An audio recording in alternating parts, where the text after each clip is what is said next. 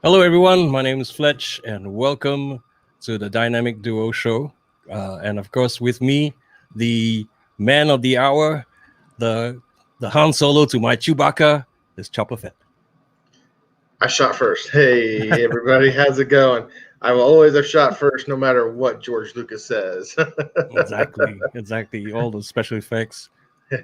So, hey, how's everyone doing today? Been a little quiet on my front this week, so I apologize. My social media presence has been kind of nil, so I'm glad to have made it on here tonight. And Fletch, how you doing, buddy? I'm pretty good. Been real busy in the beginning of the week. Even had to go into the office as well, which is bizarre. You know, in this day and age, to sign contracts and stuff, when they could do it digitally, they still insist, no, you got to come in and you got to sign all this stuff and chop all the shit and stuff. You know, oh, God. No DocuSign for you, sir. No, man, you know, God damn it. I have to leave my beautiful home just to get there. Oh, poor Sammy. Exactly. She like misses me and stuff. Anyway, today, as much as we can and we will try to keep the topic. And today's topic is to mod or not to mod. That is the question. I don't have a skull. To mod or not to mod? That is the question. Got a Dracula thing going there, right? So it's all about making modifications to your bike and what Harley's marketing is, and a few other points as well. And of course, today we have a special guest. And who's our special guest today? Today we are going to bring in JP 1970 out from the West Coast. Hey, JP, how you doing today? Hey guys, JP. how's it going? Good to see you. So all good. The reason we thought of JP for our episode here tonight is, well, recently he released a video about his top 5 mods that he has done to his bike. And I know he's done more than just 5 things to it as well. But we figured, this would be a good person to talk to about modifications and doing them yourself or doing them or having someone else do them for you. So welcome to the show, JP. Hey, JP. Hey, thanks. Thanks, Chopper. You're welcome, man. Just before we begin, though, I'd like to say hello to everybody in the side chat. We've got What's Up, Bob. We've got Scouse Adventures, Jarvis, Biker. And who else do we have? I can't really see because it's pretty slow. And whoever else is waiting in the sidelines, don't forget that, join us in the side chat. And later on, right after we're done a little bit, we're going to add the link to the stream. And then you can just join in and give us your 2 cents, right? So, JP, as Brett mentioned, you have the new 2019 Heritage 114. And as everyone knows, the Heritage comes off the showroom with just about everything already on it, and you're good to go. So what motivated you to start making those modifications? Okay. Well, first of all, when they, I don't know. I don't think any of those come off the showroom ready to go. I think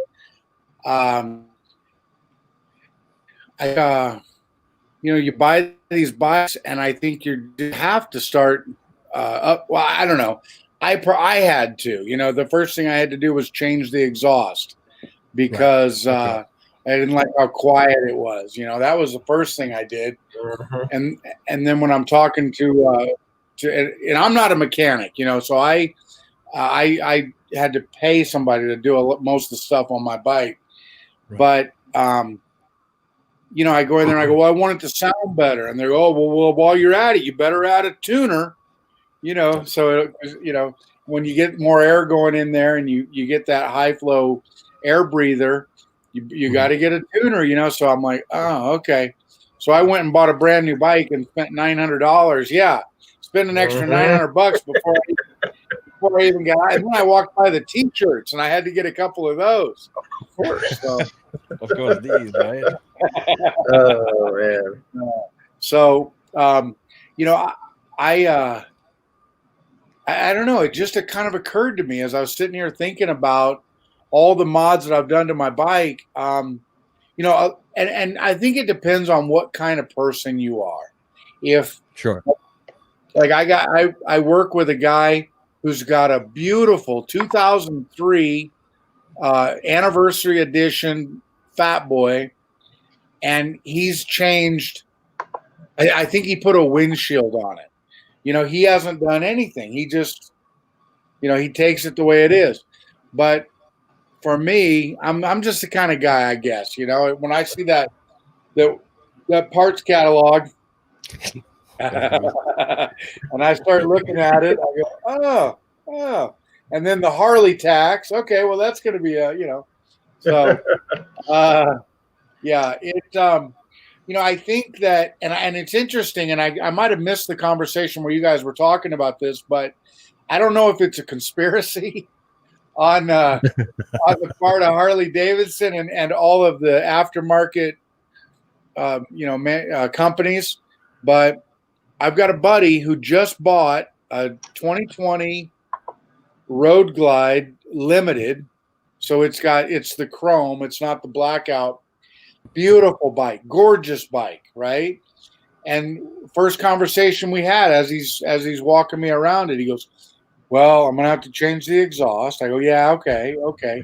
He goes, you know, and I got to change the lights because, you know, he just bought a $30,000 motorcycle. And this is not a rant against Harley or whatever, but it's an observation.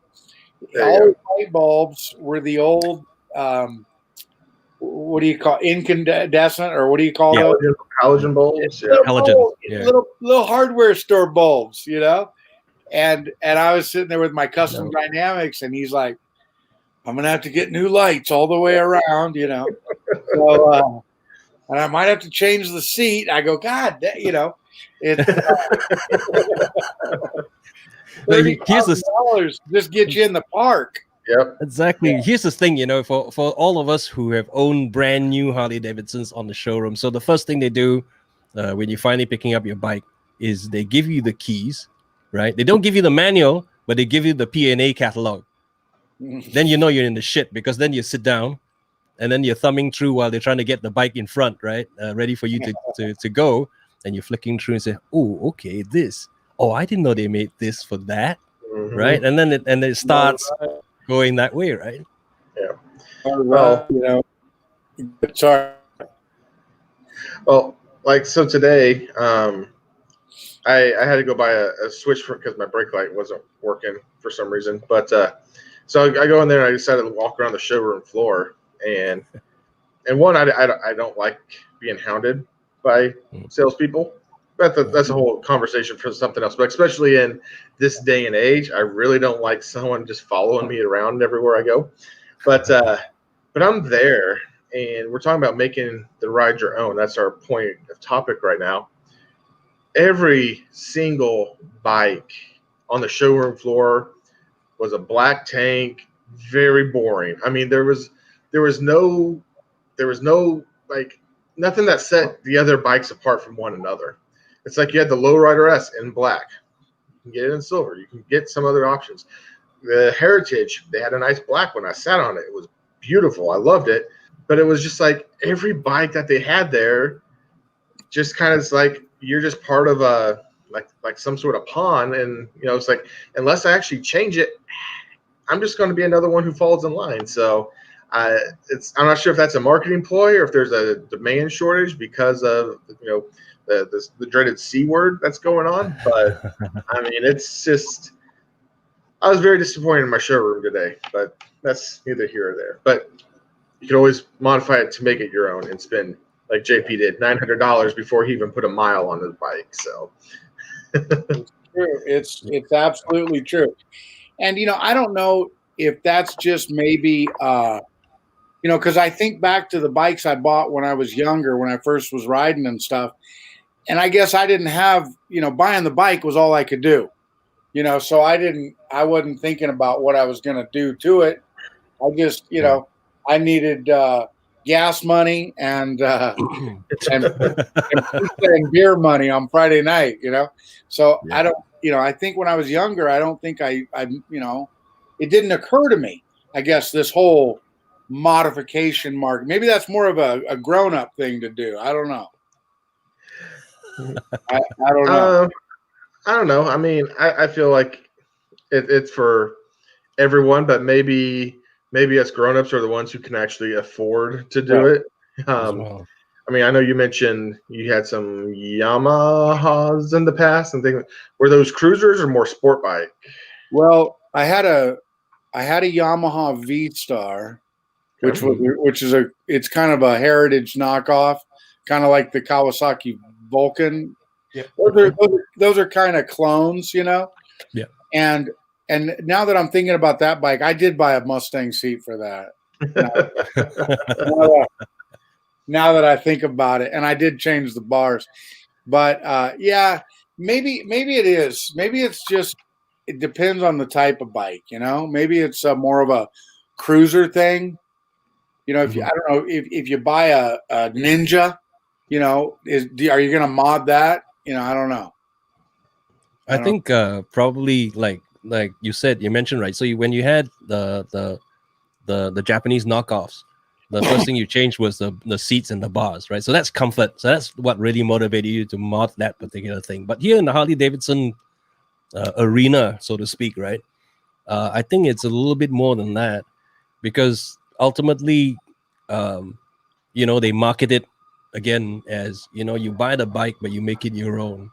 So in your case, now you've gotten a bike that, so to speak, right, which they keep telling everybody, no, you buy a Heritage, you got everything good to go, you got a big powertrain beneath you, you got luggage, you got windshields, you got everything else, you're good to go, right? But yet you've gone ahead and made quite a lot of modifications to the bike. So what motivated you to do that? Man, that's a great question. I think it's an obsession. I think it just is. For me, it's a bit of an upset at first. Anyway, now I think I got everything. I think maybe, but good Lord, I was thinking about when I first bought that. Excuse me, when I first bought that bike, man, I was just the seat, and then the lay down license plate, and then I got to change the grips. The grips, those grips aren't. Got to change the grips. Got to do it. Yeah, and then I changed. I don't want those chrome mirrors. They come in black. Well, I want the black ones. So it's just, but and I think also one thing, I don't know if it's to my advantage or not, but I'm single, so I don't have a wife going, yeah, we're not doing that. You're a grown man, quit behaving like a little boy. But I guess I get to be like a little boy today, and damn it, I work hard. If I see it and I want it, I'm gonna buy it. Exactly. So exactly. But I don't know that. Don't follow that advice. I don't recommend. Be more like Brett over there. Well, I mean, if you saw the amount of stuff that's come and gone through my garage, you'd be wondering, how am I married? But luckily, I know how to barter and buy and sell. So usually my intake outtake is not too bad on the old pocketbook. But it helps having a paid off bike though as well. I have no payments, so any money that I would normally be, normally putting towards the principal and everything of the bike, I can literally just put towards modifications if I want to. And that's a great point you make, because that Heritage, $100 a month payment, so yeah, if I didn't have that, that would go a long way toward other things for sure. Hey, let me just, can I make a comment here? I see these the comments on the side, and I can't really. I'm not logged in, so I don't want to be rude. Hey, everybody, I see my initials coming up. I'm not trying to be rude. I don't know how to work this. You're doing fine, man. Doing fine. Okay. Yeah, no worries. All right. We'll say hello on your behalf. Yes. Hey, guys. All right. So we did. Speaking of the side chat, though, we did have some new people join. We got Bell's Ride Motos over there, Mr. McStash, Mr. G, Jones's Rides. Welcome to the show, everybody. Hope you can just sit back and join, later on here. And yeah, words. So what else is the appeal to besides the fact that you could do just about whatever you want with your disposable income? What else is the appeal to modify your bike? There should be a T-shirt like, instead of a savings account, I own a Harley Davidson. Yeah, I got it. Oh yeah. That's my savings account, is my Harley. I'm sorry, Fletch. I was so impressed with my joke there. What was the question? So if, for instance, I'm sure that we all have various reasons why we all gravitated towards a Harley Davidson. A lot of them is because it's a dream bike. Right. It's an American icon. It's an icon basically to everyone, right? No matter where you are in the world, whenever you talk to someone. Just recently, a couple of months ago, before the lockdown, we had my Japanese counterparts come by, and I took a smoke. I have a bad habit. I smoke, and it's at a car park, and that's where my bike is. And they came over and they were saying, "Oh shit, this is my dream bike, the Harley Davidson." So everybody says that, right? So it's an icon. But besides being an icon, and you finally got the Harley Davidson motorcycle that you wanted, what is the appeal on making it your own? Okay. I guess it's kind of like when you say, well, why do they climb that hill over there? I guess because it's there, it's a good question, man. Because I'm new to the Harley Davidson family. Quite frankly, I was very happy with my Yamaha, I think is the expression. Yamaha. Yeah.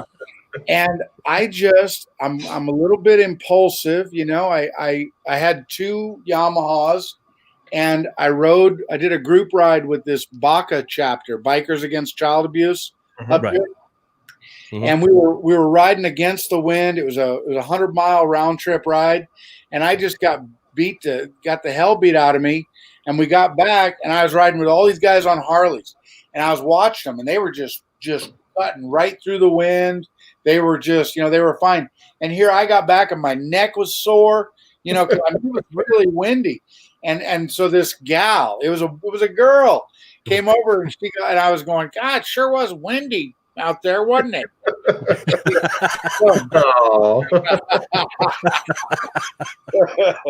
So she leans up to my bike, and she wasn't a little thing, all right, but she kind of leaned my 400-pound, God, I can't remember my last FJ9, and she just kind of stood it up, and then set it back down, and she goes, "There's nothing to this, literally."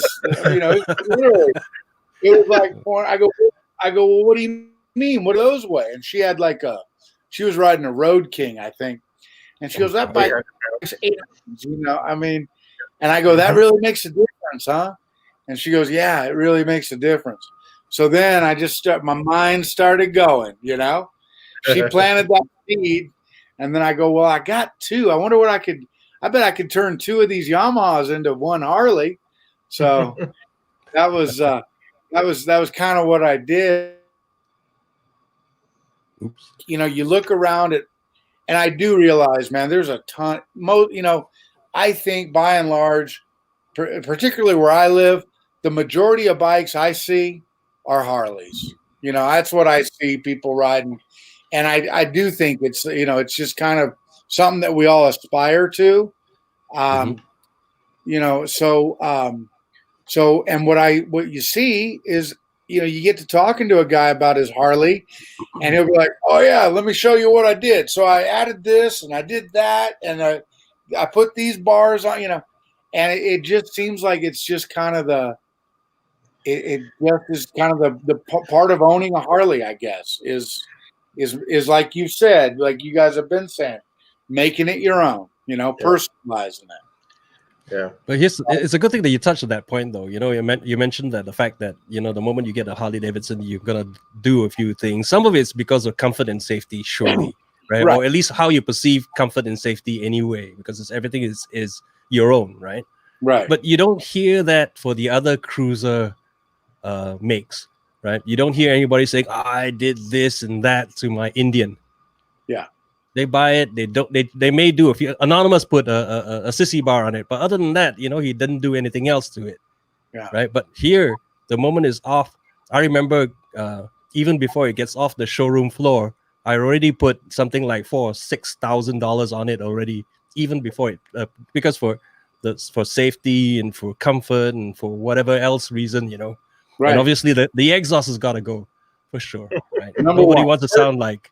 I don't even want to leave I don't even want to leave the dealer with that damn sewing machine, Exactly. Yeah. Right. It doesn't sound like a Harley. We tell people we got a Harley, and said, no, that doesn't sound like it. You got a Yamaha. which a friend of mine bought a Road King, right? And he bought the last year's version of the Road King, and we went on a little trip, and we stopped on these side stalls, right? To get something to eat, and so the owner of the store just came outside and said, "Hey, your Virago Yamaha looks really good." No. Oh my god! So he was pissed. So come on, look at this big Harley Davidson sign on the side, right? I said, no, it doesn't sound like it. So the next day he went out and got himself an exhaust. Yeah, I think we can all agree that the sound of what people perceive Harley as has really changed. So that person who always wants to dream day getting the Harley Davidson when they're finally ready, and then they go like JP did and buys a 114, they turn it over at the dealership and it's tick tick tick tick tick tick tick tick tick tick tick tick tick. It's like whoa, where's the blah blah blah blah blah? That's what I wanted, and so it's just like because the M8's that way for sure. The twin cam kind of has a little bit more to it, but not much. But then you go all the way back to like the Evo motors and before, where you really want that true Harley sound. But yeah, exhaust was always got to be the first thing. Yeah, I think so. Yeah, I mean, I knew because I test rode one here in the area, and then was trying to buy one locally, and the salesman and I was trying to trade 2 Yamahas in. I mean, I needed somebody to work with me, and so I didn't work out with my local dealership, but I rode one, and I went, well, God, that thing, I was surprised. Yeah, like Brett's saying, I go, that doesn't sound like a Harley. He goes, well, we can take, we can make, you got to do that. You got to do what they call and this is where they get you. They start talking. I think Harley's very smart. They have, it's very mysterious. They're like, oh, that's a stage 1. You got to do a stage 1. And I'm like, stage 1? What's that? And then they start telling you. And then I go, well, and then you see them. I saw them up on the wall, the stage 1 and then the stage 2. And it's like a ladder, they just go up. Stage 4, or stage 3 and then stage 4. And it's almost, they just kind of, there's this mystery, I think, and for me at least, because I didn't know a thing. I go, a stage 1, what's that going to do? And all that. Now I know, I understand for the most part, what the different stages are, and I hear about that, I mean, when you buy, what was it? $1 Million Bogan. I assume you guys watch that guy. Yeah. Yeah. On YouTube. Yeah. Guy bought what did he buy? A $40,000 CVO. Yeah.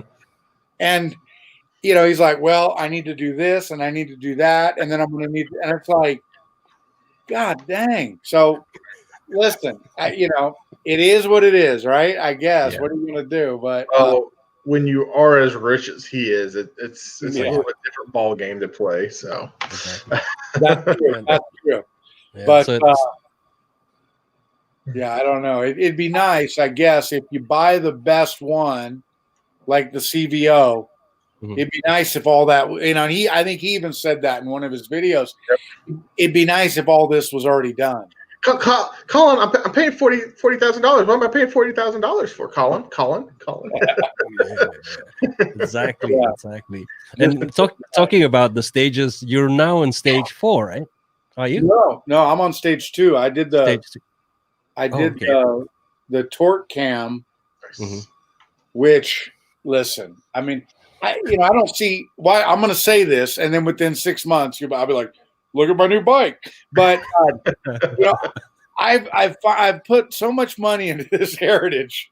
I love it. I really do love it. I like how I said that, and there was a little quiver in my voice.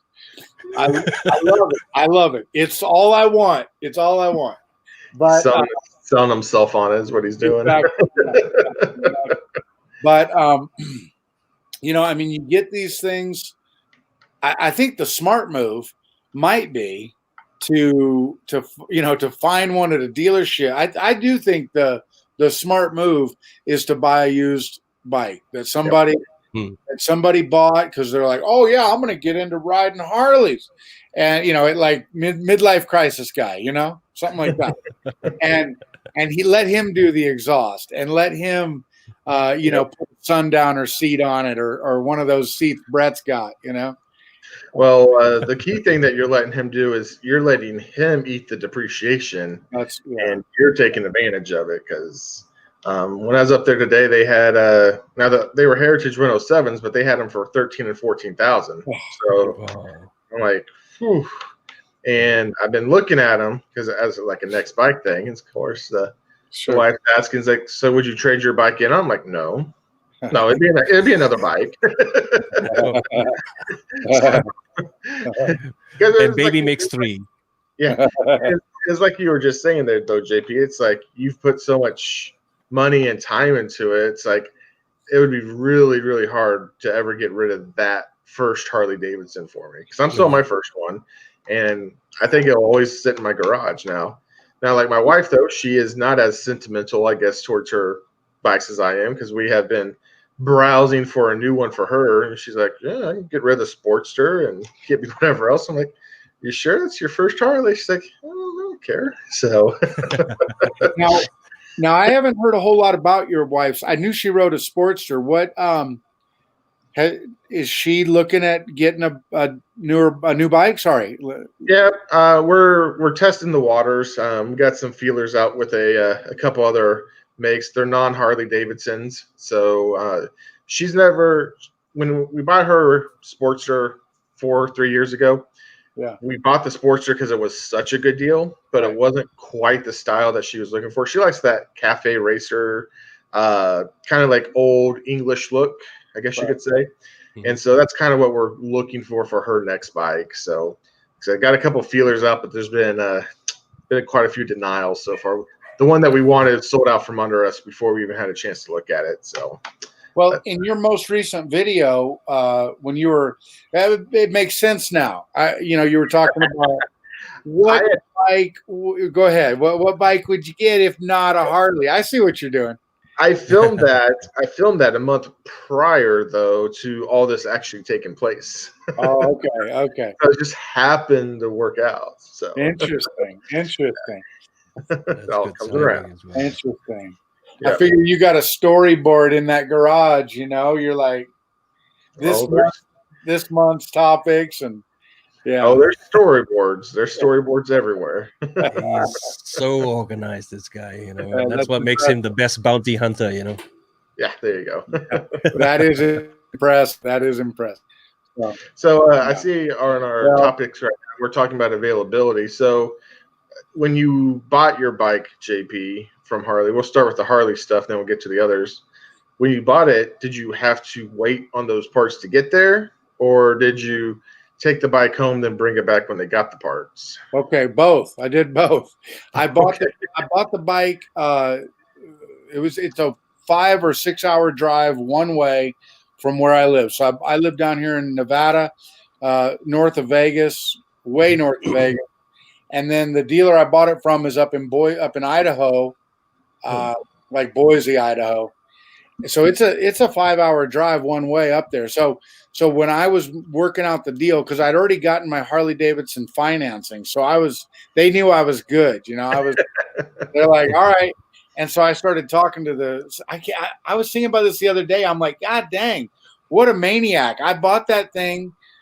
I called up there and I go, I want a red one. You got a red one? Because I love, reds. I don't know. I like red. I like a bunch of colors, but I at that time I wanted a red one, And he goes, yeah, we got a red one. It's called Wicked Red. And I went, hold on just a second. And I just was like, ooh. And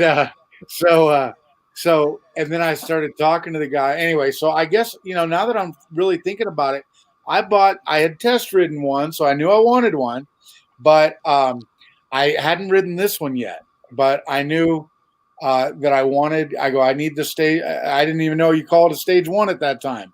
They were confusing me because I need the exhaust done. He goes, oh yeah. And I just missed, what's he talking about? I hate to seem like a moron, but I didn't know about any of that stuff. And so I got my education though. My education. And so he goes, well, you've already got the high flow air filter on there. So, so I could hear the tape, the adding machine in the background, as he's adding stuff up. And, you're going to want a tuner, and the paper's feeding up, and the numbers and everything. And so I was going up like in 2 days to get it. I'd already secured a trailer because I was taking 2 bikes up, that's right. I had the deal pretty much done before I even went. And so I had my trade-in on my 2 bikes. I wanted the exhaust improvement. And at first he priced me on a Bassani, I believe, is the 2-into-1. Yeah. And then he had to call me back and say, oh, that was just an empty box sitting on the God.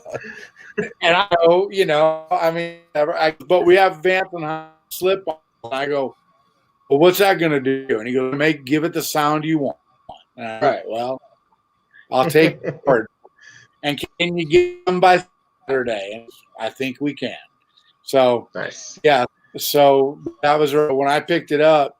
It sounded, it sounded good, and like it sounds right now. Actually, I haven't changed. I've been very happy with those, and I know they're not the full headers and everything, but I don't know. I'm thrilled with it. It sounds like I wanted it to sound. So. Yeah. And it was only $900. Only $900. Only. Yeah. I'm pretty sure that isn't that big of a job. But, you buy the pipes, you let them install it. He had to do the Screaming Eagle tuner, whichever tuner that is. And then I think that's all that I had him do when I bought it.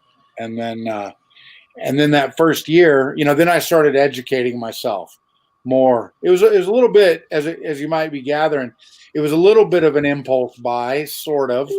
I like to get excited about stuff, and then within a week, I do my research for about 3 days, and then I do it. And I go, well, I looked into it. What are you talking about? I did 3 days of thorough research. So anyway, what you mean. I felt like I knew what I needed to know. So, but within that first year, I tell you whose fault it was. If I don't want to own this one, it was that $1 Million Bogan, because he did a cam on my old Road King that I used to ride, and he was smoking the rear tire and doing the whole thing, and he sold me, not for doing that, but he just sold me on the torque cam. Yep. And once I get it in my head, man, I start figuring out how I'm going to pay for it, you know? So that's, and then within that first year, you know, that was the next big mod I did was that it's called the Torque Cam. It's the 447 Screaming Eagle. Right. And I went up there and they dialed it all in, and you had to get a hotel room and spend the night because it was, you know, I mean, it was like a weekend, you know. It would have been nice to have a girlfriend to go up there with, but it was just me and my buddy on separate beds, you know. But that's all right. That's all right. But yeah, so I'd say those were my first two big mods, was the exhaust and then that stage 2. But you know, they keep coming out with more stuff. Yep, exactly. You know, that reckless fairing was the next thing, because I went and test rode a street glide because I really do like those street glides. Mm-hmm. They're a lot heavier. I think you know that 100 and what are they, 150 pounds? When you step up from a like a Heritage, let's say, easy to a big tourer. You know, and I've talked to a couple of guys that own them, and they're like, well, you know, sometimes I wish I had a smaller bike, you know, and I'm like, interesting, you know. So you know, and there are times when you're out on doing those highway runs and everything, where I bet you're real grateful to have a big touring bike like that. But what I love so much about the Heritage is that, you know, it kind of does it all. I mean, I think, you know, exactly. I can ride it to work. I can ride it down to the store. I can just ride it around town, stoplight to stoplight, or I can get out and do a 400 mile. 400 miles is about my longest run that I've done in a day. All right, so it'll do it. I got to ask you guys: are you guys ready to see one of the most hideous things I've ever done to my motorcycle? I did it. I did it today just because I got bored for a little bit. So it's not staying on. I was just trying to see if I could get it to work. Let's see. Hang on. How do we get? What's that? Oh no! What'd you do? Oh my god! No. So what that was? No. So I had bought that probably 2 years ago because the guy was selling it for $100, so I thought I could flip it. You can't flip that on a Dyna. No one wants it. So there's a reason I got it for $100. But hey buddy. But what I was doing today was I had the cafe fairing off. You say poopy? Awesome. High five. All right. Yeah, poopy. But the reason I had the cafe fairing off, and I was like, well, I've never actually got this thing to fit. So I spent 20 minutes, and I was like, well, it fit. And I'm taking it right back off. but now that I know how to get it to fit, I do want to at least take it for a ride. Yeah. Because it is quick detach. So if I was to do a trip for 400 miles, get to my destination and pop it off, I don't know. It looked terrible on a Dyna. Yeah. It looks like the kind of thing that might grow on me. I don't know. Yeah. You know. The bike's just not big enough for something that big. So. Yeah. Exactly. Well, yeah. I don't know. I mean, and you know that a lot of that's what you like. You know, I think. I mean, because I got a buddy of mine I ride with, this Bill, the guy that he's in a lot of my videos. Yeah. He rides a Vulcan and wears Harley Davidson shirts. I'm not sure he knows that it's not a Harley, but anyway. No, I don't think anybody's told him. Hey, you know, it's not really a Harley. I'm not against big fairings or anything like that. To each their own, but like, you know, like I said, I've been looking at the heritages, the plural of heritages, and you know, I don't know what I would do. Like if I would just take the windshield off, if I would get something like the Reckless. I really don't know what I would do to the front end to have any sort of wind protection, because again, I haven't even really researched them yet. So who knows what's even available out there, but I like small wind deflection. how I prefer, I guess. Right. But I think, well, you know, when you talk about fairings, go ahead. Sorry. So I think when you talk about fairings and stuff, I think a lot of it is again about comfort and what we want to do with it. And you're right. Even for me as well, I had the Dyna, and I did a test ride on the Street Glide, and I realized that thing really took a lot off you. You know, and if you're doing long distance rides at higher speeds, you know, if you get hammered all the way with wind and everything else, at the end of the journey, you're just tired out and you just want to go to sleep, which defeats the purpose anyway, because you want to get some stuff done, maybe get a beer with the boys and stuff like that. And if you're basically knocked out, right, then that's pretty bad. So I thought that's pretty good. So that probably motivated you, JP, to get that fairing. Now we're talking about parts availability, but you didn't go with the P&A catalog with Harley Davidson. You went with someone else. So what is it that made you choose that direction? Okay, yeah, that's a great question, man. So like I said, I'd ridden the Street Glide. I went out and test rode a Street Glide, and I absolutely loved that. I love the Batwing fairing, and I know that, you know, you can get the Batwing fairing on the Street Glide, or you can get the, I don't know, the other fairing on the road, you know, that's mounted frame, all that. But I really like the Batwing fairing, and so I just started looking at it, and I found it on YouTube. And this guy done a Batwing fairing, you know, because a reckless fairing, and not even like just in those. It's like a minute and 31 seconds. Not even talking, you know, just showing you the fairing. It's not even a great video, really, but you know, I really like look at that, and it older hair. Just started kind of doing my days of research, where I looked at reckless some shades. Right. They make one for the 2019, and there was the other company that made some, and I think I just took a chance on reckless, and I mean, with the name reckless, right? How could you go wrong? So exactly. I thought about it a while, probably 3 weeks maybe, and then having a sale where they were offering free shipping, which is like a $70 savings. Mm-hmm. So I went to the site, and I go, I just want the basic one, you know, because they're not cheap. They're not cheap. You know, the basic one was $399. And then if you want to add the stereo, that's like almost double. And then if you want it custom painted, that's enough. You know, it can get very expensive very quick. So I just ordered the basic, what they call XE Batwing fairing, and I was like, you know, that'll be fine because I use the Cardo headset, so you know, so I don't really need the stereo. And then here's the kicker of it all: there was a problem with me ordering it online. I wasn't getting my free, so I had to. That was like on a Saturday or something.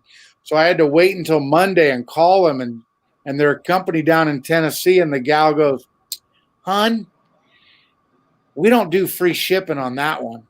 You got to buy the one with the stereo." Oh no, Jesus. I go, well, I want it anyway. I still want it, you know. So because I was getting the damn thing, you know.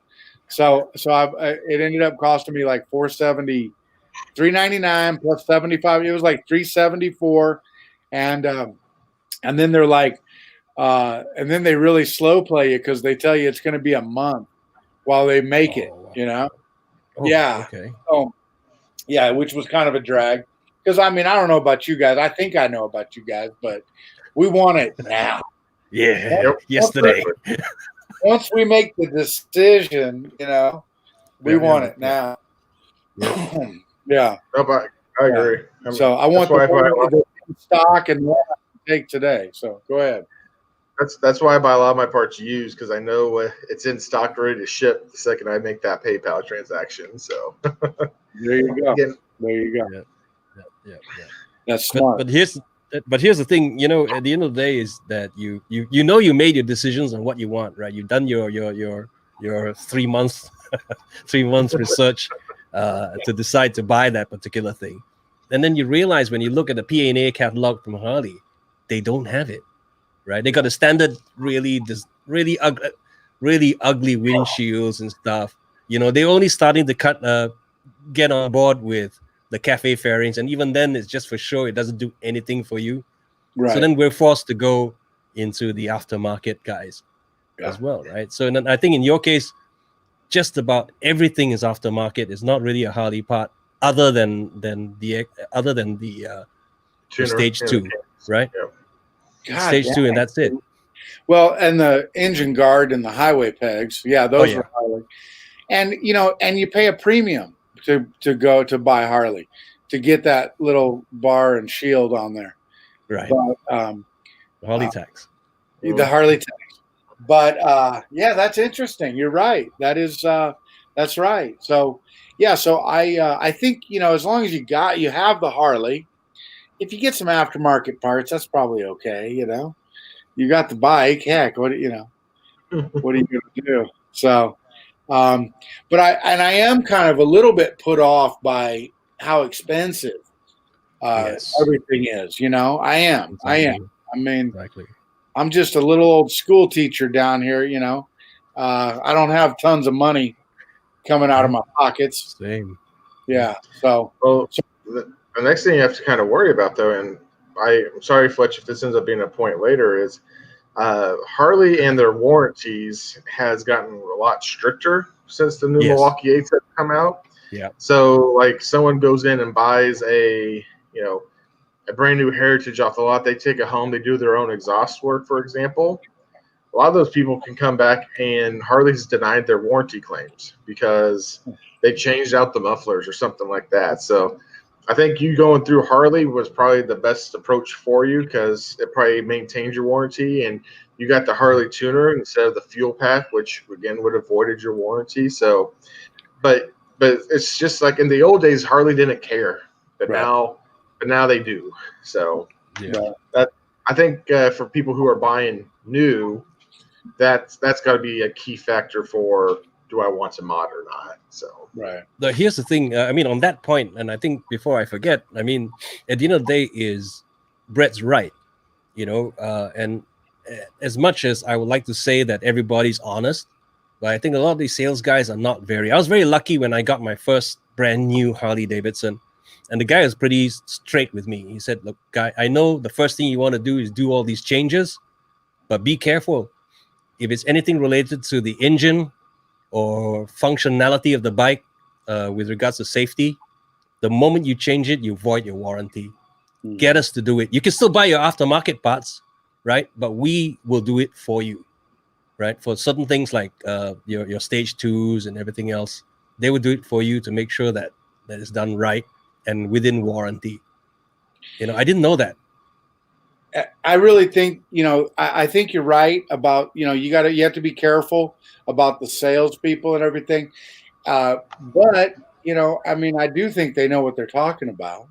I just think that, you know, that you're going to pay for that expertise, you know, and also, and I think you have to also know your limitations. I'm not a mechanic. You know, I know Brett wants to get a bike to tinker on.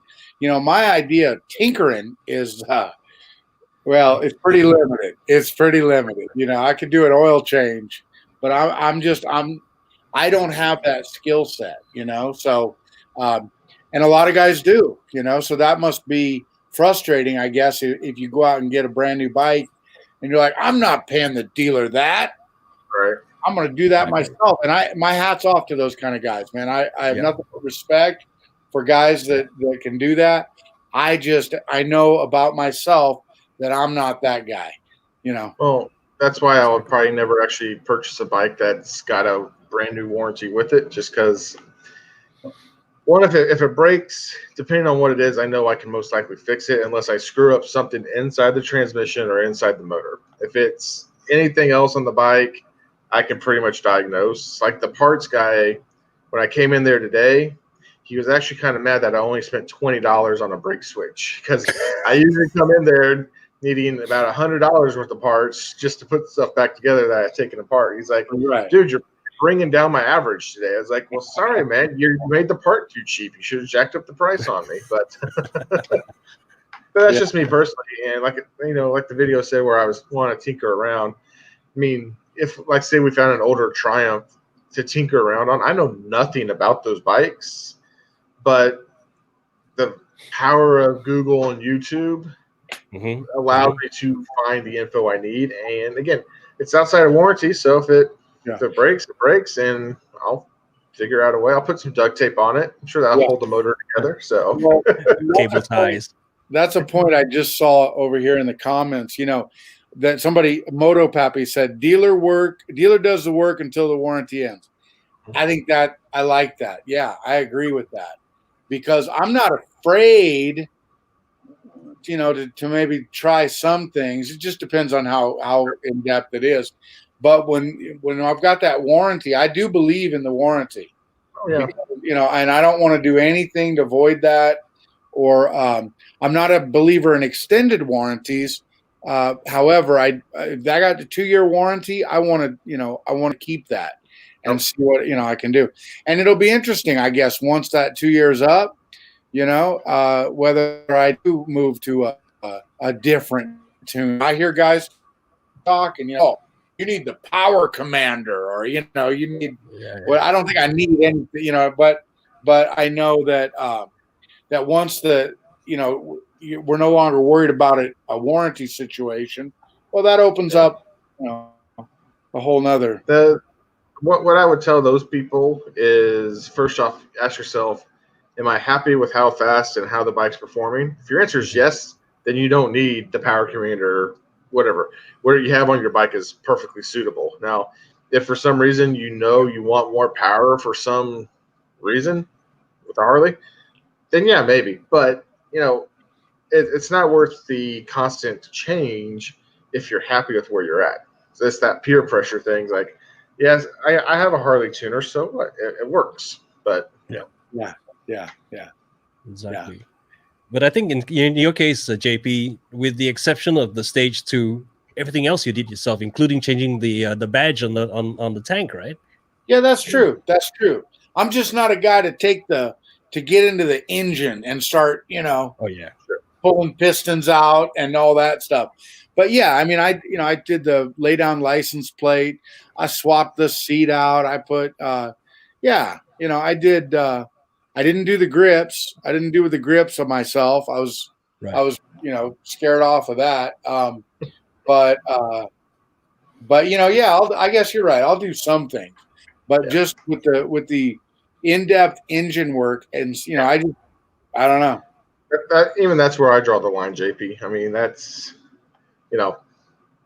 I don't know. I'm not a mechanic, I guess you could say, but if it's outside those casings, fair game. I could figure it out. But, sure. I'd say that, and then watch. I'm going to put this brake switch replacement in. It's going to be a 4-day project when it should take me 10 minutes. So. Story of my life. Absolutely. Yeah. The dealer said it should take 15 minutes. Took me 2 hours and 15 minutes. Yeah. Yeah, right. I know what you mean. And in my case, I don't have a garage, right? I don't have an area where I can work. So mine's dependent upon the weather and how fast I can get it done. Right. So it's simple stuff like putting on the fairing, maybe changing the bulbs and stuff, and all the little things. I could do it. Everything else has to go to a dealership. And now that I'm just about out of my warranty, I'll probably go to someone else. But so long as it's still in warranty, all changes and everything else, I'll still go back to the dealership. So in my case, I don't have much of a choice. Right. And the cosmetic stuff I can do, so long as the weather holds and it takes maybe half an hour, then I'm good. Right. So I think there are quite a few people like that as well, because I stay in an apartment building. I don't have a garage and stuff. Yeah, I don't have a garage either. I'm not, Brett's got that fancy 2-car garage with awesome. I admire that. I've got a carport, which and a shed. So I'm with you, Fletch. I get it. Exactly. Well, Fletch has to wait for the rain to stop before he can do anything. Yeah, and of course the guys, and here it's a public car park, right? So I can't just whip out stuff and start laying stuff on the ground. And if I get something dirty on or if I get the ground dirty, I'm gonna get fined and stuff, because they're pretty thing about the cleanliness of the area and everything else. Which now brings us to the next topic.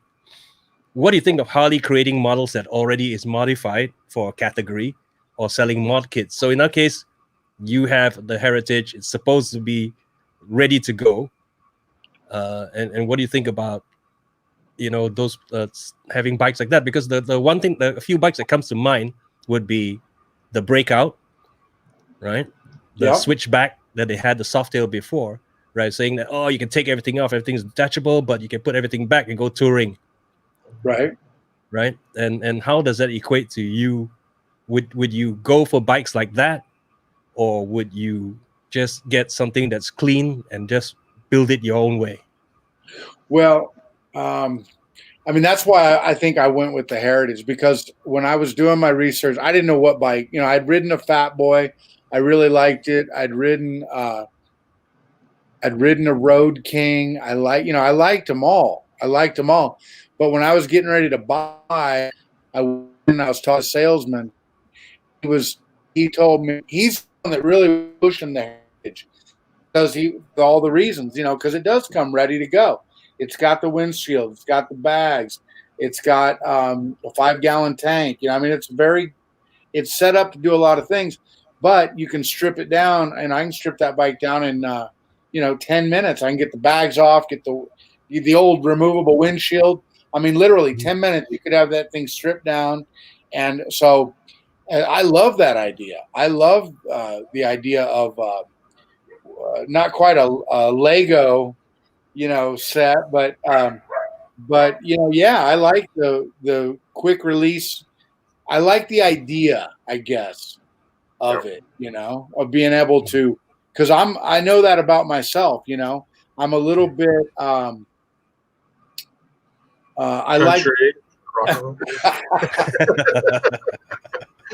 like to be able to mix it up a little bit. I guess I like to be able to, take this bike and strip it down and go, oh, look at it now. I got, it's fun to do that. I do it. I've done it a couple times, taking those bags off. It's real easy to do. It's just, I like having them on. I like being able to throw stuff, throw my drone in one of them, throw a hoodie, I like, one of them's full of stuff. I haven't even looked at it for a while, It's I will say, because I think you posted that video about 6 months ago about taking the bags off. I'm not sure about how long ago you did post it. But I recently rewatched it because, again, I'm looking for the next bike. And the thing that the Heritage had over the Road King that you mentioned is when you take the bags off of the Road King, there's still a big, giant, ugly bracket there. Whereas with your Heritage, you literally undo the 2 Torx bolts, and it leaves a clean profile on the side. Right. So for me, that's more of the approach that I would want to go. It's just because, like you said, 10 minutes, it's stripped down, and then it looks it kind of looks like a Fat Boy when you strip it down. And then when you put everything back on, you get that classic touring look if you wanted to. So, man, I like watching all your little videos. I do. Yeah. I certainly don't have your production value, but I've pay off. I'm impressed with the work that you put into your videos. I am, but and I know Mr. G is wanting my bike, and I think, I don't know if I was drinking that night or what, but he seems like I might have told him I was going to give it to him. I don't know. He's real convincing, wanting me to bring it to him. So he says he doesn't want to strip it down though. So anyway, I don't know, but how about Mr. G, huh? He's a character. There he is. Yeah, he's down before you bring it to me. He's tearing it up, I tell you.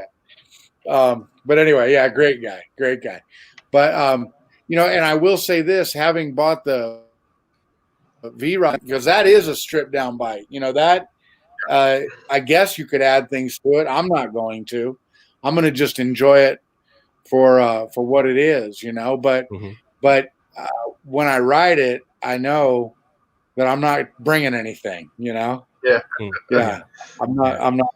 It's got a luggage rack on the back, but I don't know what you could put on there. I mean, not much. Yeah. I mean, that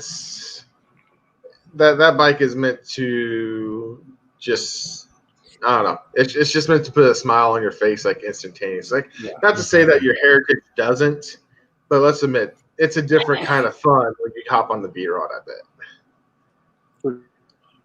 Yeah. So I think it just depends. In a perfect world, we have a big bike garage where we can have 4 or 5 different bikes. Not in a perfect world, but because there's something to be said. There's nothing wrong with sports. I like sports. I wouldn't mind having a sport, certain riding, and I like the whole. I don't think I've met a I don't like. Exactly. I mean, I think what we'll end up doing, because we talked of getting rid of the Sportster and whatnot, but in all honesty, I like the bike. I'm maybe a little heavy for the bike, but I can fit on it. And I think that'd be a fun bike to throw a 1250 in and just have fun with it. So that could very well be my next tinker project, is that Sportster when she gets something else. But JP is the Obi-Wan of Harley Moto maintenance. Exactly. Oh yeah. I guess you also have to just kind of look at, like, I know I'm a 2-bike guy. That's it. That's all I have room for, and that's all I can. So I don't have room for another bike, so I have to choose very carefully. I'll park outside if it allows me to get 6 or 7 bikes in there.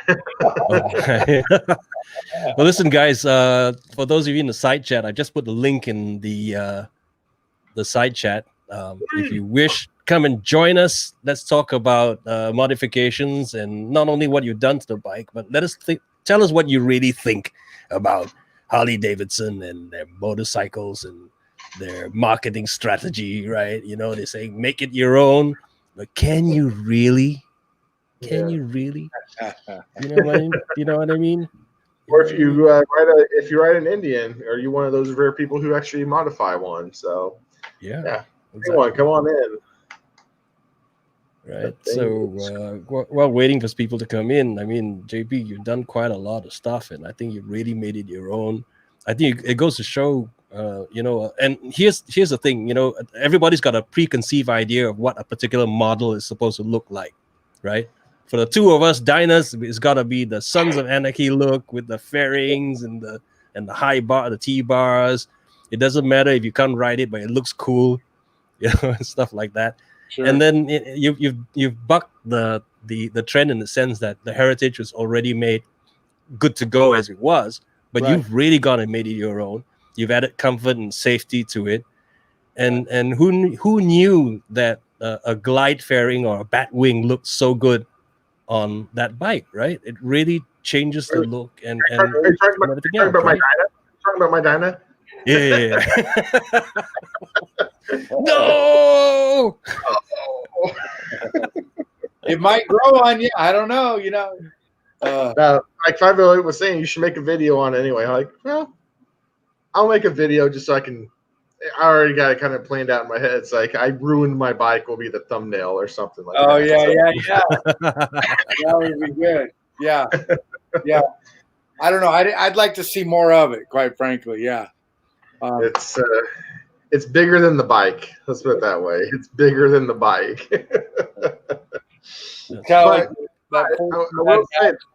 That is what is so cool about Memphis Shades, though, is you can go from small fairing to giant thing to Road Warrior using the same brackets and not even having to reposition them very much. I think I had to move the bracket in instead of out, but the positioning up and down stayed the exact same. I just had to fiddle with that for a little bit and boop, popped right on. So, that's fantastic. Yeah, that's fantastic.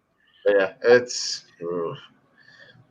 was on for 5 minutes just to take that picture. Send it to my dad. I was like, "What do you guys think?" And they're like, "No." Not for the Dyna anyway. Well, you know, it really does change things when you put a big fairing on a bike like that. I know, who is it? Randy T-Bird. You guys follow Randy? Yeah. Down in Arizona. He bought one based on my video, I guess, and he couldn't put it in his shed anymore.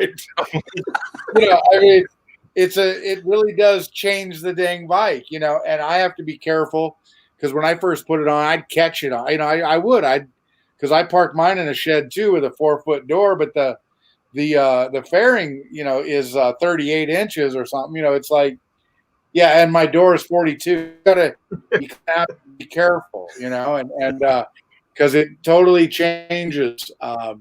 Yeah, all of a sudden you got this big 4-foot wide fairing on the front of your bike. So say about the Heritage, you know, you were talking about a bike that's ready to go. There was nothing wrong with that. In fact, the windshield, the stock windshield was excellent in terms of keeping the wind off of me. I just didn't like I just didn't like the look of it. Personally, I just didn't like it. I just didn't like the look of it, you know. I want the best of both worlds. I want a part street glide, you know, part I don't want a 900-pound bike, but I wanted the fairing, you know what I mean? I want the saddlebags, but you know, so I don't know. I think it's just that's what's nice, I guess, about being able to make it your own. Exactly. We got Hello Motor. Hello. What up, man? What's going on, fellas? How you doing? All good. All good. As you know, we're from what we were talking about in last week's stream. I'm now taking it to the next level, in a sense, right? For what we're talking about, and this week we're talking about, you know, the Harley's marketing and making it your own ride and parts and availability. So, what's your take on Harley's marketing position? You know, you buy the bike and you can make it your own. I mean, I think that's just anybody's deal. It ain't really. My opinion is it doesn't just stop with Harley. I mean, it's all spectrum, sport bikes, everything. You know, even metric cruisers. Anytime anybody buys a bike, they want to make it their own. Like you guys were talking right when I very first hopped in, you were saying, you know, some of you don't do the work yourself or you wait for the warranty. I'm an idiot and I don't wait for warranty. I just do what I want to do. You know. Yeah. I personally do believe that, yeah, you probably should wait for warranty unless you can do something to the engine and Harley can actually do it for a good price and it doesn't void the warranty. Like I know my dealership up here, they can do work to your engine.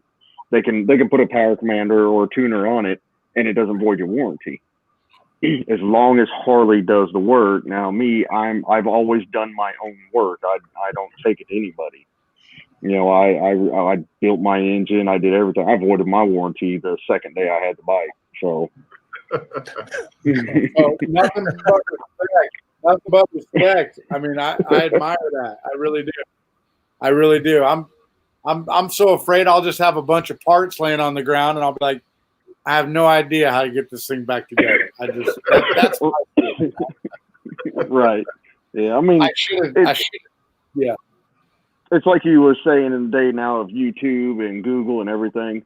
Just about anything you want to do to them, you can find it on the internet. It doesn't always work the way the people show you, but it's not. You end up calling Harley anyway.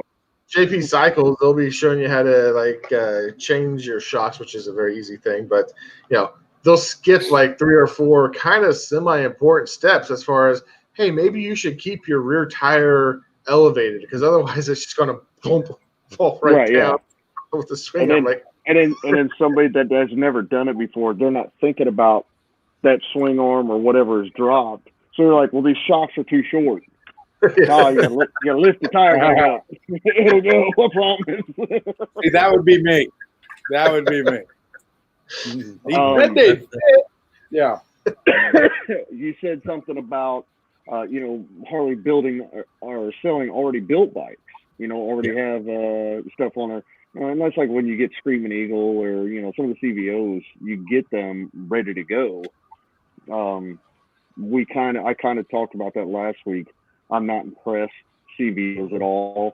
I'm not really very impressed with Screaming Eagle. I still think Harley could do a lot better of unlocking the real power that's there. They don't, they keep them down tuned. And it leaves, but then it leaves up to the customer. It's like that 131. That bike it's a 131, and it's still not unlocked. You can still unlock so much more potential. Me being who I am, I drag race a Softail Springer, so I'm going to unlock that 131 to its maximum still. But one of you guys be like, it's perfect how it is, or even maybe want to take some power out of it. Yep. I think that's kind of what you guys are talking about. It just depends on the person, on what you want to do to your bike. Absolutely. Absolutely. But I'm an idiot. I will void the warranty right off the bat. I'll drive it home and void the warranty. so even if the Bronx comes out, you're voiding the warranty day 2, huh? The problem with the Bronx is it's going to be a brand new bike, so there's not going to be anything out there for it. I thought I would trick you on that one. Talking about the bike, this is a little bit way off, but I came from the dealership a couple of days ago because I had to get something fixed, and the word is that they're not doing it. Okay, it's off the table. Yeah, the Bronx is off the table. They're not going to do it. So that's sad, right? But going back to topic, I think not only about making it your own ride. I think here's the problem. They claim you could make the Harley your own, you could change stuff out, but depends. Now with the new designs for some of the bikes, you can't really make it your own, and then it's restricting you as well with regards to riding it. Say you love the FXDR, good example, or the new Fat Bob, right? And you're vertically challenged. Anybody 5'9" and below is not going to be able to ride it because you can't change forwards to mids because of the exhaust. Is a design. Well, I mean, it's good that you brought that pile of shit bike up, because that's the one I was going to talk about. That stupid Fat Bob. You can't do anything to that bike. Absolutely nothing. You can tune it. That's it. Yeah. The exhaust is junk. I mean, because it comes with Vance and Hines exhaust, but it's junk. I mean, they're two big giant squares sitting on top of each other. I hate that bike. All right. You guys going on that bike again. You guys want a good in-depth review, hop over to Holler Moto. He will tell you like it is for that bike. Absolutely. And it's the same with the FXDR, right? But they're getting rid of it anyway. But it's the same thing. Right. Try and make changes to it. You can't add luggage to it. You can't add they come out with a little short fairing, which is completely useless. And if you're vertically challenged, you can't ride it because you can't change the position of the foot pegs. How tall is That's Rambo? it. How tall is Rambo? Because he just got his. Is he a tall guy? He is about 5'10"-ish. Okay, so right? he's about the low. Yeah, but he has to change the seat. He's got to get the forward reach. Really? Right. I see that. Okay, now the one I rode, my buddies, I'm 5'8". Right. I'm not a tall person. When I rode his, I'm not gonna say I was comfortable, but my seating position, I didn't. But his controls, they were forward, but I wasn't reaching or anything. Even being 5'8", I didn't feel like I was reaching, except for that stupid brake pedal. That rear brake pedal is just ignorant. That's just bullshit. I mean, throw it in trash. It was stupid. And what kind of bike was that? I'm sorry, what are we talking about? That's on a brand new 2020 Fat Bob. Okay. Yeah. Well, I'm sure of mid controls or forward that aren't too forward. You can't change it, JP. Yeah. It's because of the design. The exhaust just comes down, and you're only stuck with forwards. That's it.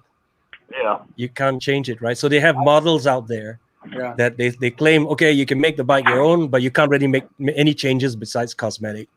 And that's part of the problem with what Harley's been doing lately is they're making everything just strictly like, hey, we got this kind of sporty bike, but let's make it just a cruiser. So they put Fords on it. I think the Lowrider S the new one has a further forward mid, which is okay. Mm-hmm. But I think maybe the Street Bob you could put forward or mid controls on that. You can. Sure, it might be like one of the 2 or 3 bikes that you can actually put a mid on. There's those two, and everything else is extend out your legs and ride. So, I like Fords. I'm 6'2". I love Fords, but that's just me personally. So, and you know, like I said, I'm 5'8", and I've always rode bikes with forward controls. I mean, well, except for my Springer. I mean, yeah, my rear brake is pretty far forward, but I got floorboards, so what the hell? I think truthfully, the only bike that you could really change up from start to finish is the Sportster. Oh, absolutely, yeah, because you can do everything on that bike. Absolutely, every part. Truly the only one that you can fully customize and really change it out, right? And plus, they have a huge aftermarket, but they have a huge aftermarket. You could just buy stuff easily, right? And it's been around since the 70s anyway. And for whatever reason, every part still fits. The engine has changed, of course, but everything else you could change it out. You could chop it off the fenders and everything else, right? So parts and availability is okay for the Sportster. Everything else, maybe even with the Dyna and the old Softails, but with the new ones, then it starts to be a little bit tricky. So I know I have a buddy that bought the 1200, the Iron 1200, about 3 months ago. He can't wait till he can do the what do they have? Sportster. There's some program where you trade in and get not get your money back, but get what you paid for it towards the purchase of another Harley. Right. I mean, I think he's been enjoying it and everything. But most of the guys I ride with, we go out and we ride. We have windshields, and we have some type of bags, or something. So I think he's already kind of wanting to trade. Yeah. I mean, he doesn't like all the wind in his face, But then he says, well, it'd be a good second bike, So we'll see what he does. I don't know. Well, yeah. I mean, if your goal is to ride in groups like JP's group, who does have fairings and bags and everything, and you show up with your Sportster, you're going to be a lot more tired a lot sooner. So, I mean, now granted, was he a newer rider, JP? Yeah, he's he's one of these, he's a guy that took like 20 years off, and now he's in his early 60s, and he's wanting to get back into it. And so, and he's like the rest of us, impulsive as hell, He goes, I just want to fight. So I took him over to the dealership, and we're looking around, and I go, well, what? I don't know. We looked, and next thing I know, he's like, I want that one, the gray one, with the 1200. So that's a good bike. I mean, it's better than starting with the 83 for sure. So does he have like a year to trade it in, or does he have to wait a full year then he can trade it in? I think it's 6 months. Oh, 6 months. I think it's here. Let me look it up. The Harley, they have some programs. Sportster, loyalty promise, or I don't know, something like that. Here, give me a minute. I'll look it up here. Okay, no worries, man. Yeah, because I've never heard of it, so I'm not sure what he's talking about. But is it just only for brand new bikes, right? It's called the Freedom. Sorry, I found it.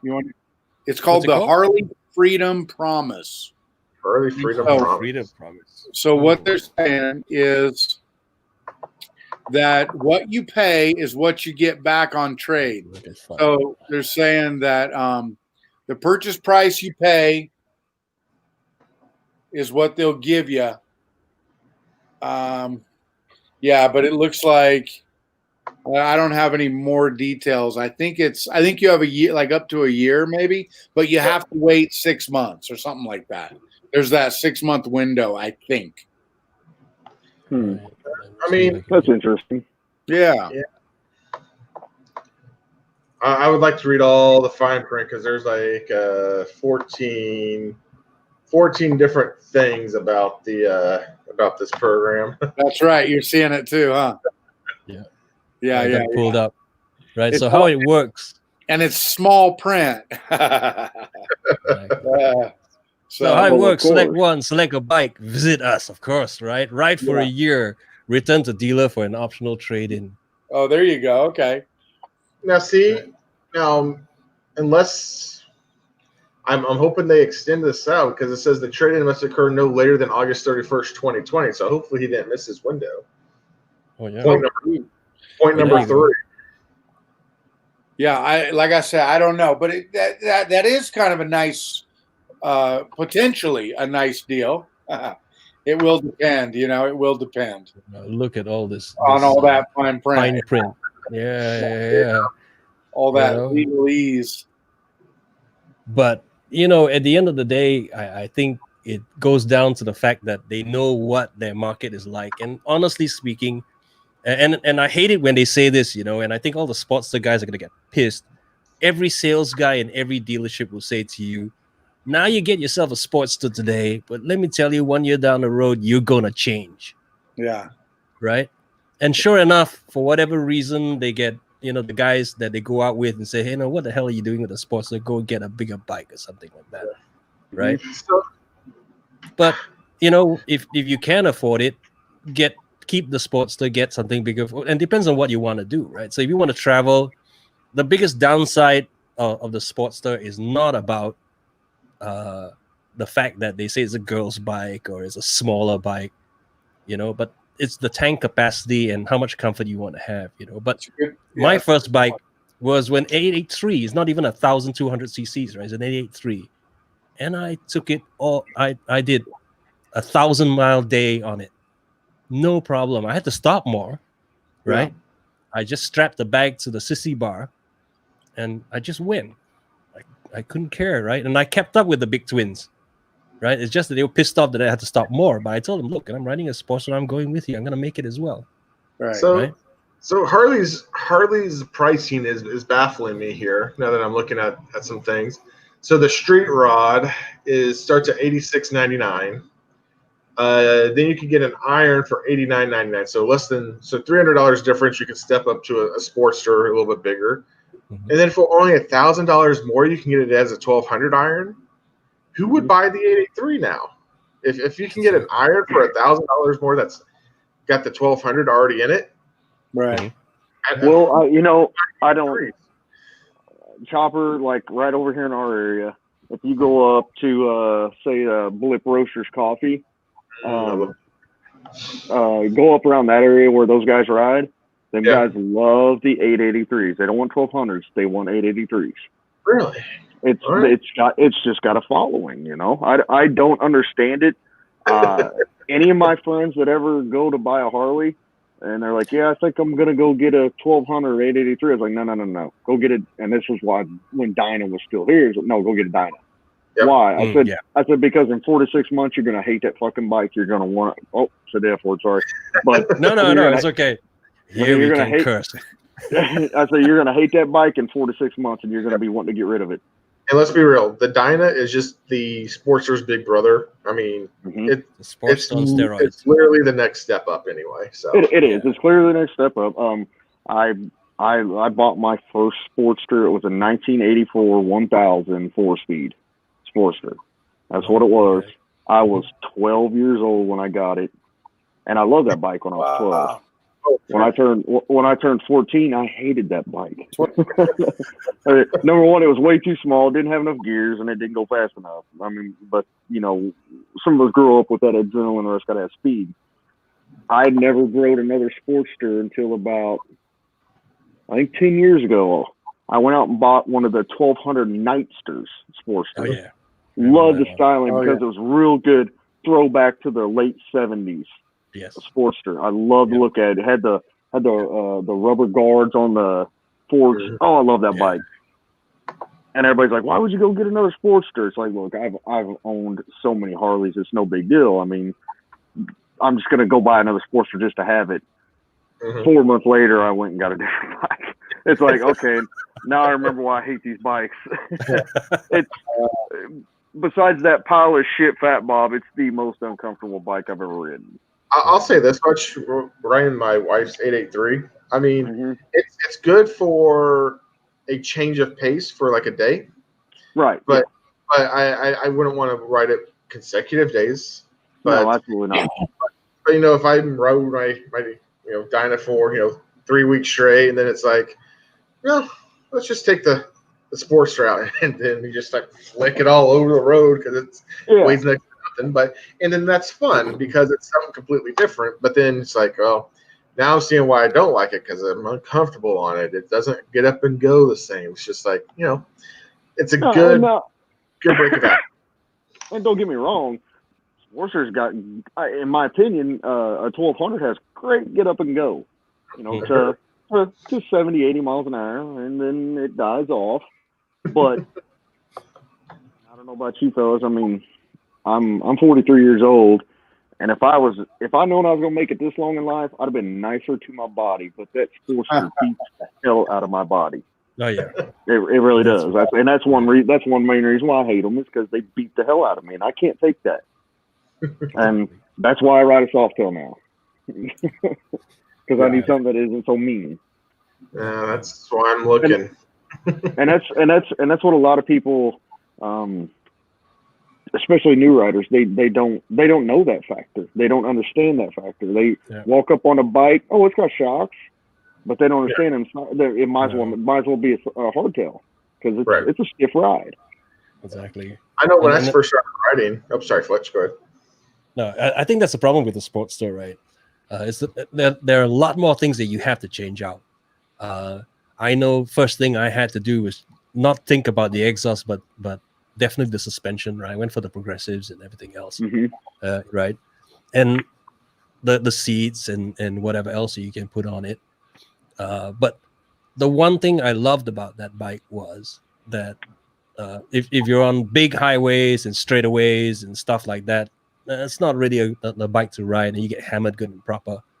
But where I am in Asia, we got a lot of mountain ranges, but they're not really big mountain ranges, and the roads are pretty small, and you got lots of curves and everything else. That's when the Sportster really shines.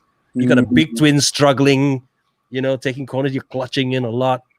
But the gear ratio on the Sportster really lets you do it, right? And you're just tearing down and leaving everybody else behind on those curves. Well, yeah, plus you're riding a bike that's 200, 300 pounds less than the big bike, and then you got a bike that's easily maneuverable and has a good amount of low end torque to power you through those corners. So yeah, absolutely, I agree 100%. Just south of us, we have the Ozarks. Lots of hills, lots of curves. I love those roads. They're way better than Tele the Dragon. Yeah. It's the same thing. Great on a Sportster, guarantee it. I've never ridden them on a Sportster. I've only ridden them on bigger bikes, but I bet it would be great on a Sportster. Yeah, that's true. That's one of the reasons why I had two in my lifetime, right? But again, you're right. When you get to my age, okay, because I'm a boomer, so you can imagine how old I am. So 20 years ago, I had a Sportster. That was fine if you're in the 40s, right? But when you hit the 50 plus, and then forget it. You got to get something a little bit more comfortable. I'm not saying the Dyna is really comfortable, but it's definitely way comfortable after you change the shocks and everything else than riding a Sportster, because I'll be hammered to death at the end of it. I know when I first started riding, and it's like, okay, it's a rough ride. I'm getting blasted with wind. I'm thinking to myself, okay, this is just what motorcycling is. And then you start to find out, no, a lot of people are riding motorcycles in comfort. Like, they got the soft tails. They can go over all those little bumps and cracks in the road and not feel every single one. I'm like, oh. Then I started to kind of modify my Dyna to be somewhat as close to comfort as a soft tail. Not quite there, but right, yeah. It's doable for a day. Let's put it that way. So, right. No, and that's I agree 100%. Yeah. Well, and that's the thing. I love that. Sorry, let me please carry on. Rod that I bought is fun, and I love riding that thing. But it also makes me appreciate the comfort, of getting back on my soft tail. It's just it's just different bikes, different. So anyway, that's all I got. Yeah, no, I mean, the other thing would be, which we covered with JP, but Halamoto, what do you think? They are now they of course have the heritage, and they used to have the switchback, and I think they have something else now, where it's basically kitted out, ready to go for, say, touring. Then you have the Softail Standard, right, which is actually a street bob under a different name. Right. And then they're selling it with a touring kit, a cafe kit, or whatever kit, right? Trying to get you to buy a particular bike. So what do you think about all this?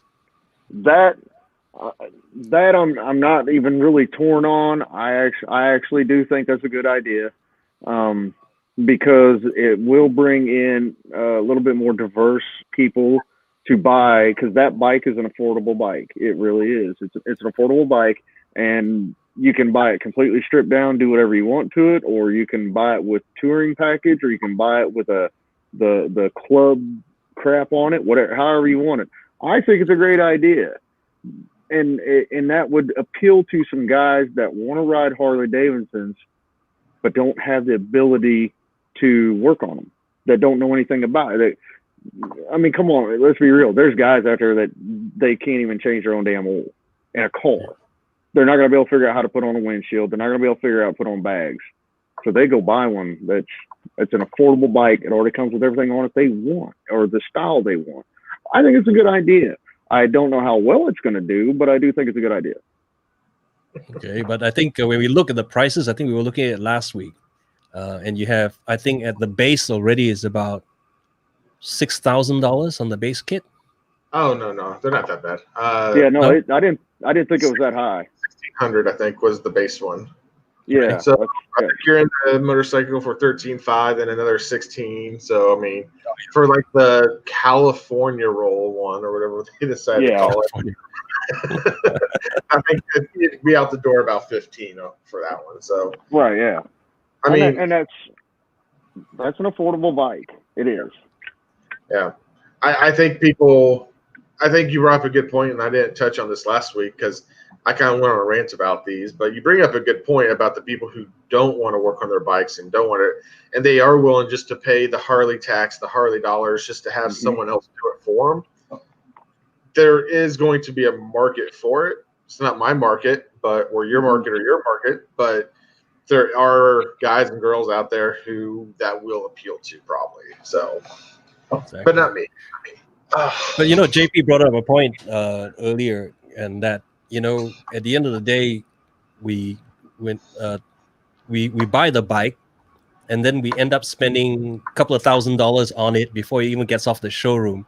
Why can't Harley make bikes that already has everything on, right? So if you talk about touring, put everything that needs to be on it and sell it to us, Harley tax and all, right?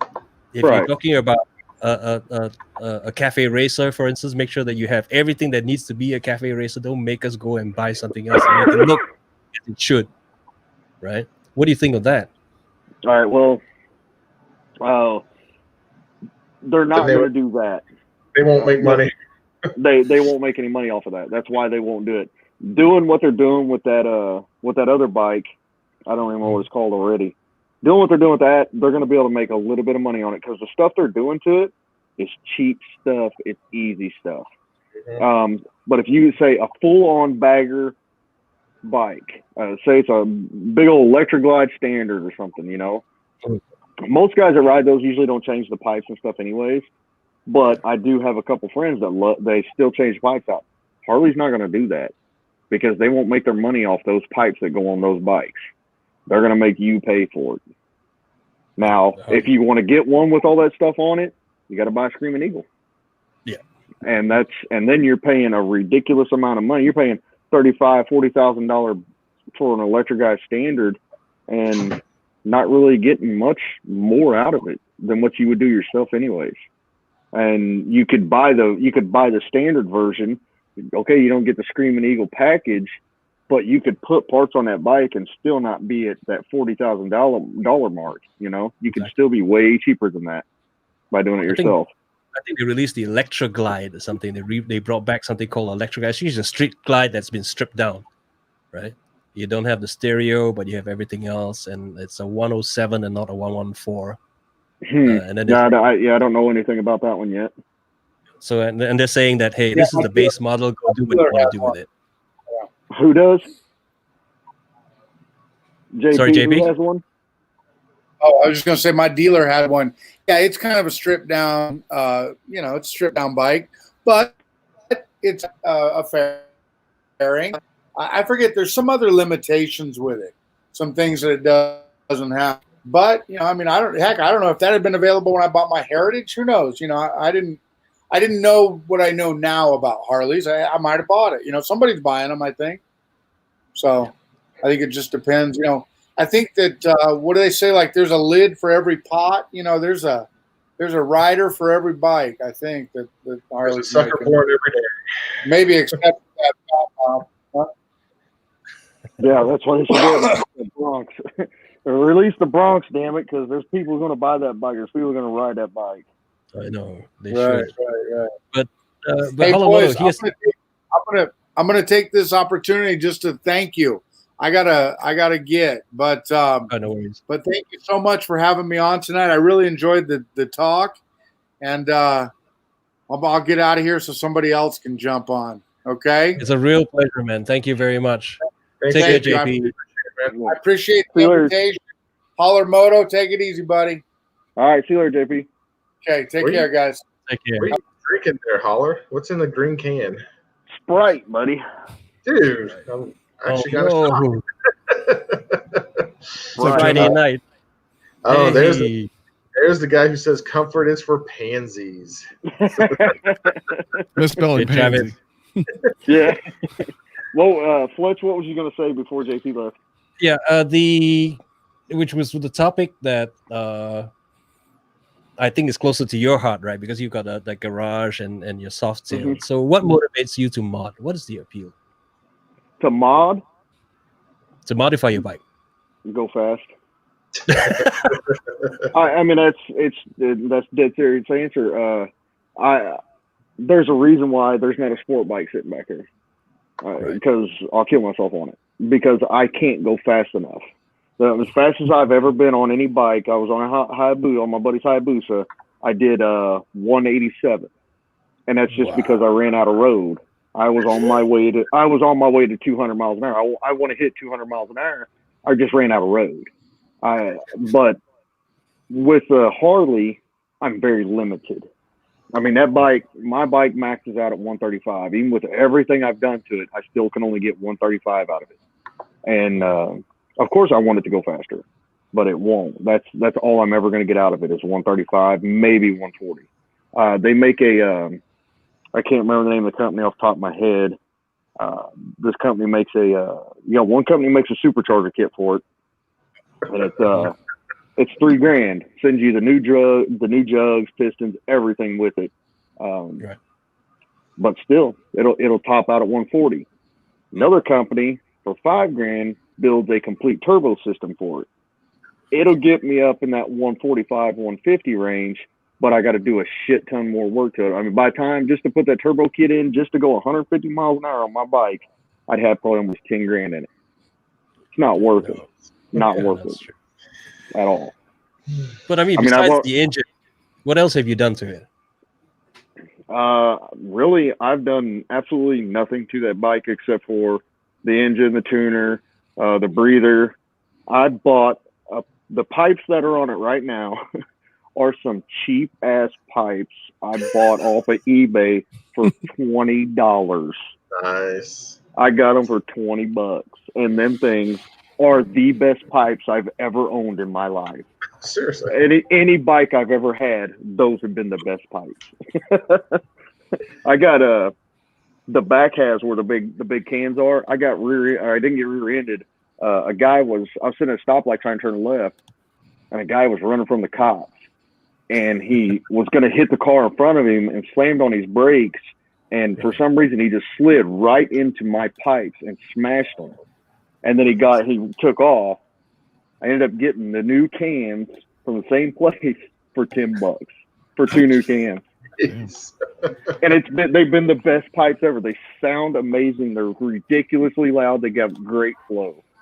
Other than that, I mean, I've really done nothing to the bike. I mean, besides all engine work. That's all I've really done. I'm not one of those guys that, I said it last week, I like a clean bike. I like it to be smooth and clean. I don't want bags. I don't want windshield. I don't want nothing on my bikes. I've never had them. My Super Glide that I talked about last week, I did have a clip-on windshield port for in the winter. It was awesome. I sold that bike. The windshield went with it. I've never got another one. It came with the bike, so I used it. When I sold the bike, don't have it no more. I'm just, one of these days, I am going to hit that age where it's like, yep, I need that comfort instead. But I'm not there yet. I'm only 43. I'm not there yet.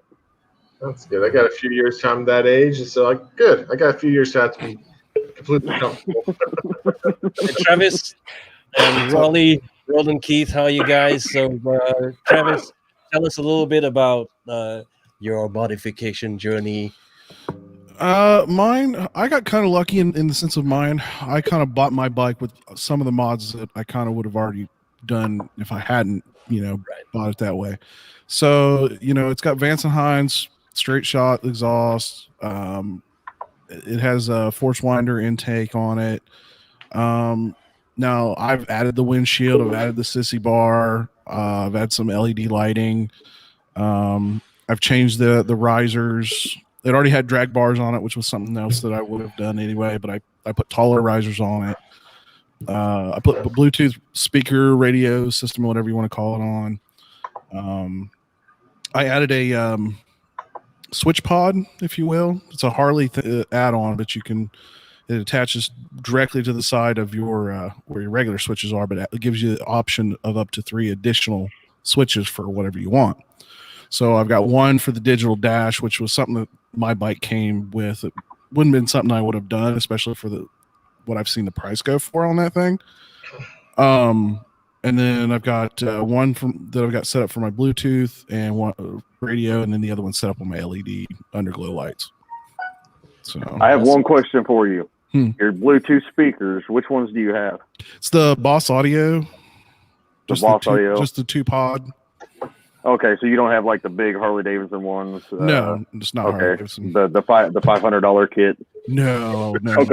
Okay. I was just curious. I had those, and from 0 to 40 miles an hour, they're amazing. And after that, they're just throwing them in the garbage. Can't hear shit. Mine are kind of the same way. I mean, 45, 50 miles an hour. It's just enough to enough sound just to give you something that you're not just droning down the highway. You know what I mean? Right. And the only reason I even bought them, it's hilarious. The reason I bought them, I went it had like a 3-day weekend that me and my stepdad did a couple years ago, and we got onto this kind of long, kind of straight, just kind of boring road, but it was a beautiful view. I mean, the views are beautiful, and I'm singing Sweet Home Alabama and Country Roads, John Denver in my head. I'm literally singing in my helmet for like 2 hours straight. I'm like, no, I'm done. I can't, I couldn't get those songs out of my head, just both of them back to back. So I was like, nope, I'm getting some speakers, and I literally went that weekend, which is funny. I had looked at a set of JBL made a special set that actually worked on Harley that would fit between, it would actually post through where your mirrors are and put 2 pods there. So it was kind of cool, kind of out of the way. And I saw it at AIM Expo one year, and the following year I looked at it, but it was like $150. I'm like, I don't know if I really want to spend that much. I mean, they sounded good on the display, but who knows what they were going to really look and sound like. And when I finally was like, okay, I'm buying it, can't find them nowhere. Nobody's got them. Nobody, like, you can't, like, every place said out of stock, can't get it. So that's why I end up with the Boss Audio ones. Well, I mean, as long as they work, that's all that really matters. So, but I was kind of curious about that. Yeah. No. What bike do you have? I have a 2000 Sportster. Technically, it's an 883, but it does have 1200 jugs in it. Right. Okay. And it's I know you said it last week, but I could not remember for the life of me what you said. Yeah, it's a base model, so it's got mag wheels. Nothing fancy in that category. Right. Okay. But 4,000 miles on it this year? Oh, I wish. About 2,000. About 2,000. How long that trip was? Okay, never mind. Yeah, about 2,000 miles. And normally I've been putting, the last couple of years I've been putting about 1,000, 1,100 miles a season. Mm-hmm. I try to ride to work whenever I can, and the last couple of years I'm only 7 miles to work. which, like I said, works great for my moto vlogs because it's 15 minutes. Yep. Yeah. So it literally sets my timing for my motovlog videos. Oh yeah, absolutely. And you can get to work and recharge your cameras and do it again exactly, on the way. and then do it again on the way home. That's exactly right. And I did the same thing, except for I have to ride straight down I-70.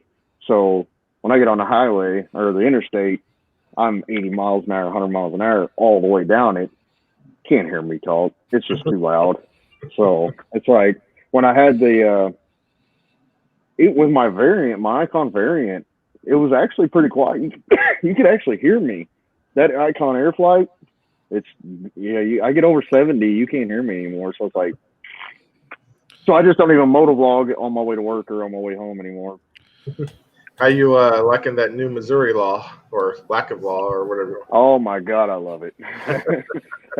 Last Saturday, because I finished because I was starting to put the bike back together last week, and finished bike up Saturday morning, got it out, went out, rode it. It rides amazing now. And awesome. Then, I went over to Nicole's house, and she's like, "Do I have to wear a helmet?" I was like, technically you do, because you're only 25. You got to be 26.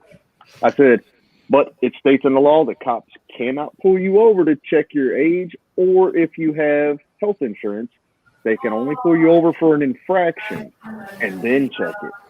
So I was like, you don't wear a helmet? Don't wear a helmet. Let's go. And yeah, we ended up riding for several hours without helmets, which, I mean, it shouldn't be that big of a deal because I'm 20 minutes from the Kansas state line. All I gotta do is right over there, pop the lid off and go. But I think it's just better for us now. We actually get the choice. As long as you're 26 years and older and you have health insurance. You have to have health insurance.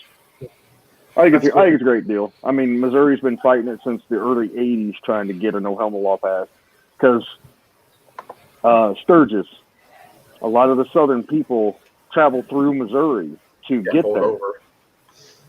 But since the mid 90s, we've seen less motorcycle traffic going to Sturgis because everybody goes around Missouri, so they don't have to wear a helmet. So now that they passed the no helmet law, it could possibly help. And it seems like more and more states have adopted sort of that. Even in Ohio, like the kids have to wear, or you have to wear it through like your first year of official licensing or whatever. Or if you got a permit, you have to wear it. If you're under 18, I think you have to wear it. So a lot of states are going to that model. I mean, that seems pretty reasonable. And I'm okay with the age too. I'm even okay with the 26 years old. That doesn't, of course, I'm 43. What the fuck do I care, Just like autistic. Yeah. But I know some of the younger generation, especially the sport bike riders around here, they're all pretty hardcore about wearing gear anyways. They bitch at us for not wearing our helmets now. Like, they're starting fights with them. Like, well, if you're not wearing a helmet, you can't ride with me. I'm like, dude, get off your high horse. Come on.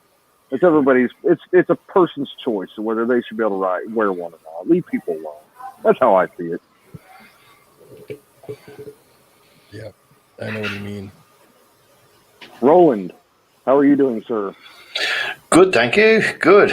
Yeah, just been on a ride, and I've just got off and just pulled in, and saw you guys were still on, so I thought I'd pop in and say good day.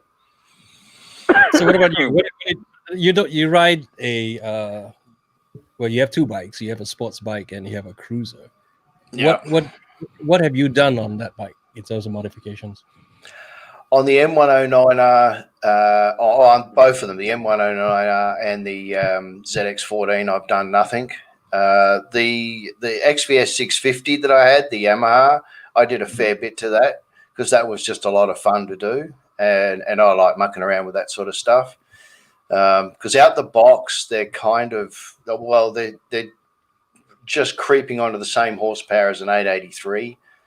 Mm-hmm. So I've got a mate who's got a machine shop not far away from here, and we did a bit of turning up and a few bits and pieces, and we advanced the cams in that put in a power commander, rejetted the carbies, put the hypercharger on and the Vance and Hines exhaust, and then ran her up on the dyno, and we got 54.5 horsepower out of that, which is not too bad, and it actually went quite well. It was a lot of fun. But she'd run out of legs in the top end. Mm-hmm. Yeah, I'd be able to get 105 mile an hour out of it, and it would just hit a brick wall. Yeah, just fall right flat on his face. Yeah, but for a 650, you know, and it was very flickable, you know, it was a lot of fun. But to get more horsepower out of it, yeah, you're just going to be throwing big money into it.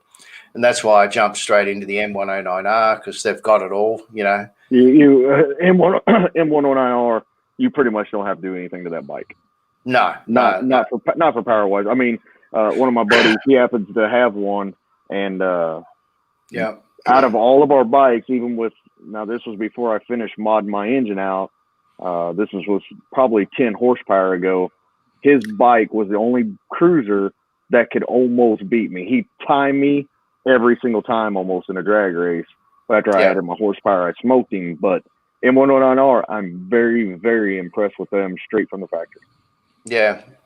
No, they're a good bike. They're a solid bike. It's a good looking bike too. Yeah, they are.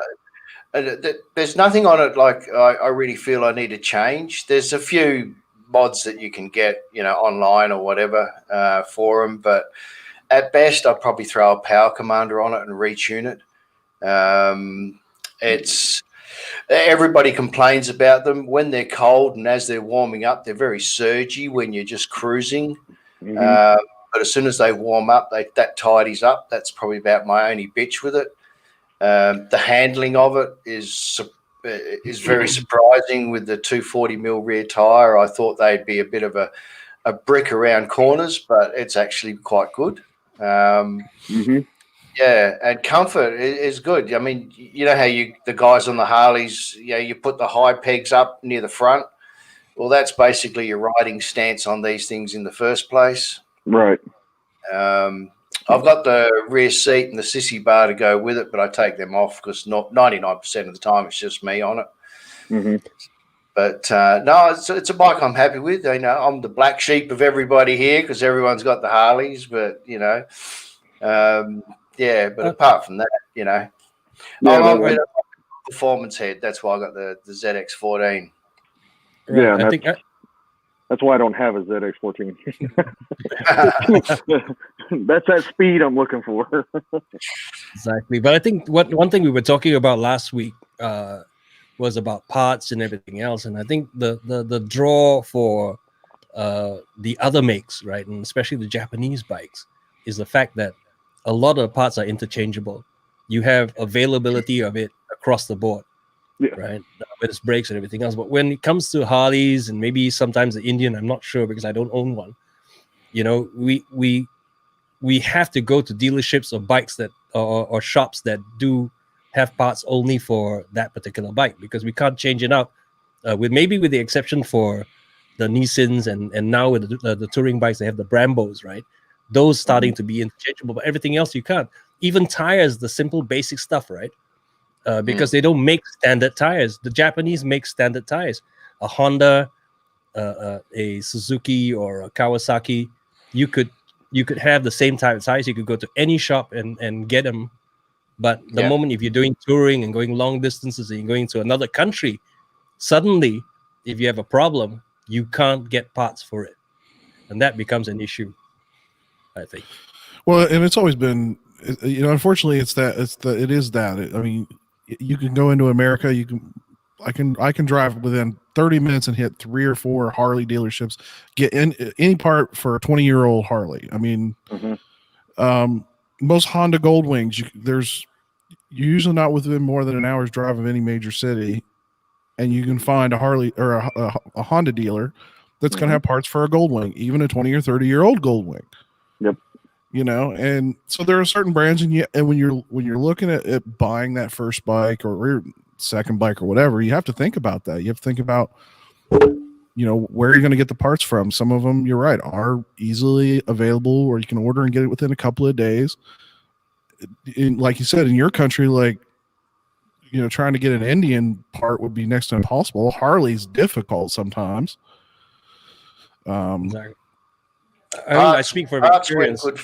We're good for Indian, Victory, and Harley here. Although those three, we're very good for parts for those. Jap bikes are obviously, as Fletch says, they're not a problem at all. But yeah, we've got no problems getting parts for all three of those. I think one of the deals with Harley Davidson is the fact that that especially if you're going into anything above the sports, so you're talking about touring and everything else, you still can do it. You can go touring on a Sportster still, like you, Travis. You've done heaps of miles on your Sportster, but here in our part of the world, the Japanese market is still pretty big, and if you ride a Japanese bike, you could go to any shop anywhere in this part of the world and get it. So 20 years ago, if you had a Harley, you're really basically fucked if you don't have the right kind of people, or exactly where to go. So we only know that maybe within 400 miles, we have a place that we kind of know that can fix your bike if you have a problem along the way. Now at least I know that for every major state, all the way up to Thailand, and even the major and most of the states there as well, they have a Harley Davidson dealership, or they have a place that has Harley mechanics and parts available as well. That's good now, but 10 years, 20 years ago, you're basically in the creek. And even I used to own the same Softail that Halamoto has, which is the Crossbones, and the rear tire already became a problem, right? For the size. I had a blowout in across the border, and I had a lot of trouble finding a shop that could get the same tire. They had to jury rig the thing for me to found another place. Otherwise, I couldn't even ride. And the thought of towing it back 400 miles back to Singapore was real hell. Yeah. So that's what Captain Grant over there. Doesn't sound like fun. Captain Grant's over there in the side chat, and you mentioned Victory down there.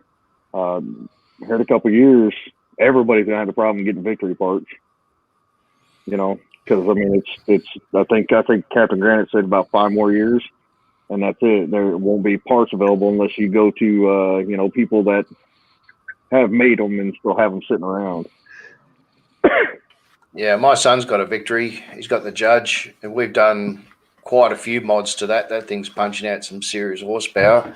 Yeah. We've had to get bits and pieces for that, and I don't know, maybe luck, maybe not, but yeah, being able to just walk in and get bits and pieces for it's been pretty easy. Sorry, man. Yeah, no, that. But when you're talking like the Harleys, put it this way, my Ninja, I've rattled up 70,000 kilometers on that, and it's had nothing but oil changes, 3 batteries, and 2 sets of brakes. Probably about 4 sets of tires. What sort of maintenance are you guys up for engine wise, on the Harleys in 70,000 kilometers? Honestly, it depends on how well the person maintains that bike through its whole life. I'm not very good at math. 70,000 kilometers to miles. 40,000. 40,000. 45,000. Yeah. Yeah, honestly, that's real for us and the miles we put on bikes here. That's really not that much. Mine, I'll probably 40,000 miles. I'll never have a problem with my engine at all. I shouldn't, but I do maintain my bike very well. Some guys don't. Some guys just don't give a shit. Yeah. And they'll still end up getting 45, 50,000 miles out of an engine without not even caring. Yeah. Well, and the other thing I was going to say is the thing about at least my bike, even if I blow a head gasket, it's like $50 to $100 worth of parts at a day's worth of work to take it apart and put it back together. It's having the part availability, and obviously, how simple most older Harleys are. I'm sure yours is probably very similar in that category of, you have it tore down, put back together in a day. Oh, yeah, absolutely. So, it kind of goes back, but also it goes along with not only how well you maintain it, but also what it is too. Like I said last week, the 96 cubic inch, I still feel personally that is the best engine Harley Davidson ever made. I've had 5 or 6 of them, and not once have any of them ever broke on me. Not one time have I ever any problems, any leaks, nothing on those. Had an 88 cubic inch, nothing but problems with that son of a bitch. And I think it goes back to maintaining it and exactly what it is. Some engines you're going to end up putting a bunch of money into to maintain it, to keep it going. And some of these, like mine, my 96, you don't have to put that much money into it to maintain it, to keep it lasting for a very long time. And I'm about to hit 20,000 miles on mine. Must have evaporated. Man, he's harsh on you tonight.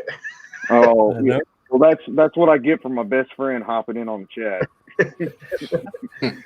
Yeah, I mean, that's true. I think a lot of people have said that the 96 was, perfect. They shouldn't have changed it, even though the 103 is pretty good. But stuff like that, they should just kept it going, man. 96 was great. 103 didn't make much of a difference anyway. No, they really should have. And no, the 103s are junk in my opinion. You got to get any sort of power out of that block, you have to jump. Purple rain. Let's say hello to the Harley Road Show. Purple rain. This guy's got a great voice. I love it. We'll start looking like the Brady Bunch. Chopper. I turned it off before you got demonetized. Yeah.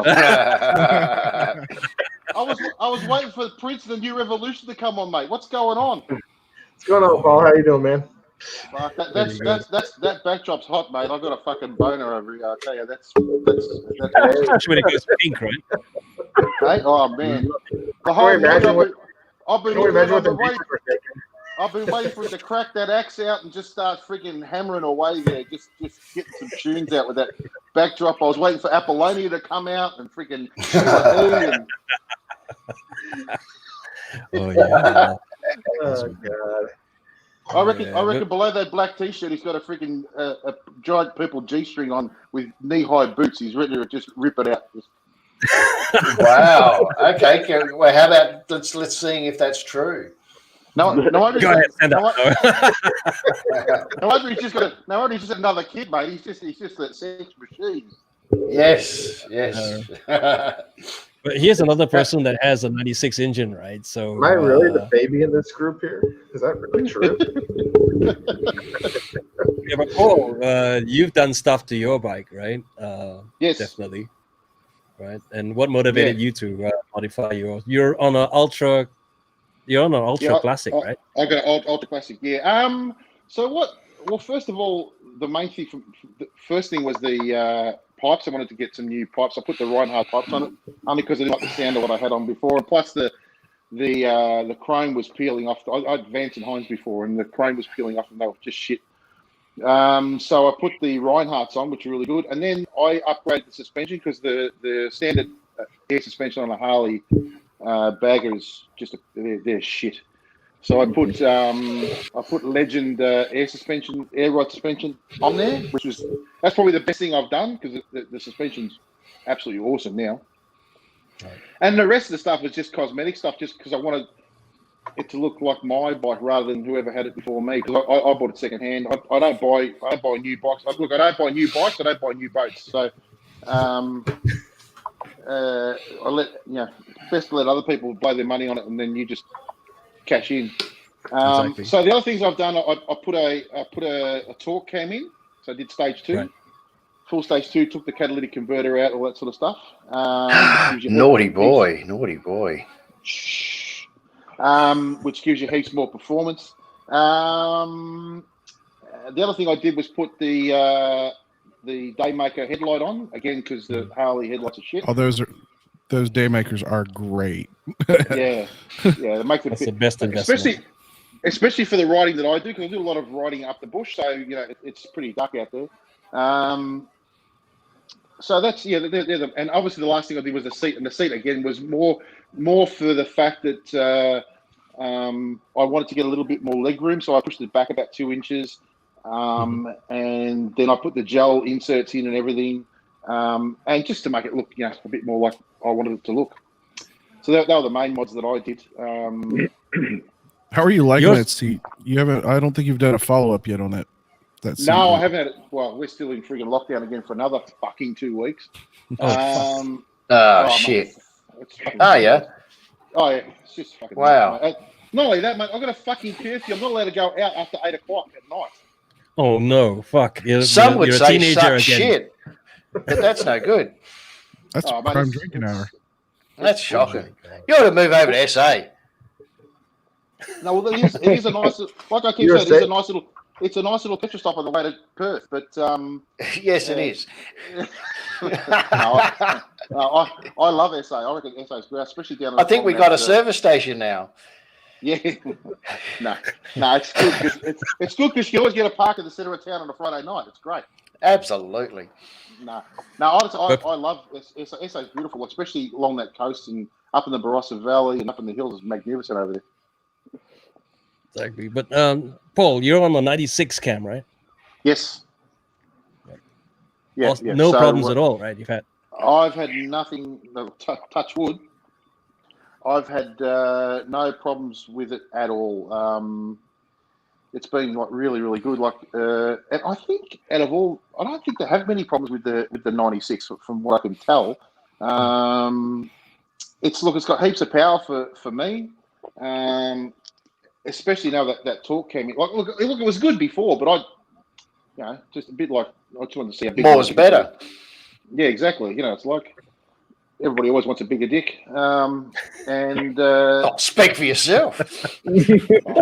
Some of them want wider, Yeah, well, there you go. Some of us need the reduction surgery, so I had that done as well, mate. Oh, right. It's an issue when you start tripping over it. Like it's just wear a bra, man. You don't have to just throw it over my shoulder in the shower. Everyone's fine. And in winter, the dunny water's cold. Oh yeah. I used to wear it as a scarf, and then somebody scratched it. I really choked myself. Yeah. Yeah. Well, welcome to Jamaica. Have a nice day. Is that what was tattooed on it? Oh my god, that story. Is your girlfriend's name Wendy?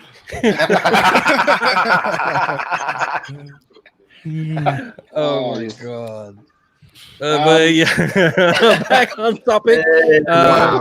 Yeah. So, obviously, Roland Keith and Paul, the Harley Roadshow, are from Australia. So, parts and availability, how is it from where you guys are? Well, sorry, Roland, I'll jump. As I've said before, and especially to you, Fletch, you still get the parts, but the problem is you've got to go in there, you've got to order it, you've got to wait for it to come, and sometimes it can take 3 to 4 weeks for it to come. Especially now, it's even longer. You should be, like I'm saying, just the basics. You should be able to get anytime you want. You should be able to go in and get a set of tires, brake pads, stuff like that. Yeah, any of that sort of stuff should be on hand. You know what I mean? Like, to me, it's ridiculous that you have to wait for things like that. To me, it's just stupid. And even like I've said before, if you want to buy, like a mate of mine wanted to buy saddlebags or something. I can't remember. He had a fat boy, I think it was. Actually, no, he wanted to buy traveling bags. That's what it was. And you can't see them. You can only see a picture of them. He said, "Well, how do I know? What I can fit in there? How do I know how big it is?" oh, well, you can see in the picture. Well, no, I can't see in the picture. Like, if you're going to sell it, at least have a sample to have a look at in the shop. Not, you're stretching the friendship. You're stretching the friendship there. So I'll just have a look at this picture and spend. Give me your hard-earned $800, and we'll get it in for you. Yeah, well, thanks for that. But it's like that Russian order bride. It's yeah, exactly. I mean, I know mates here in SA that have got Harleys. All the servicing stuff's not a problem. A lot of the accessories is a weight. Yes, every time. But if your bike's like needing a new gasket or or even the brakes, clutch bits and pieces, stuff like that, the servicey stuff, that's not really a problem here. It's just book it in, drive in, pick it up when it's done, and that's it. Yeah, but certainly the accessories, you got a catalogue they have to thumb through, and hope for the best whenever it comes. The issue arises, like, especially if you got to think now. Harley's supposed to be it's pretty much a touring machine most of the time, and if you're, it's okay if you're in the bigger cities or central, but if you're in, say, I don't know, between here and Shepparton somewhere, well, you're stuffed. You're basically loading it onto a trailer and sending it back to Melbourne. That's what you're doing. Which is wrong, really. And like I said before, it's the same in Europe as well. I think they have a real struggle over there too. And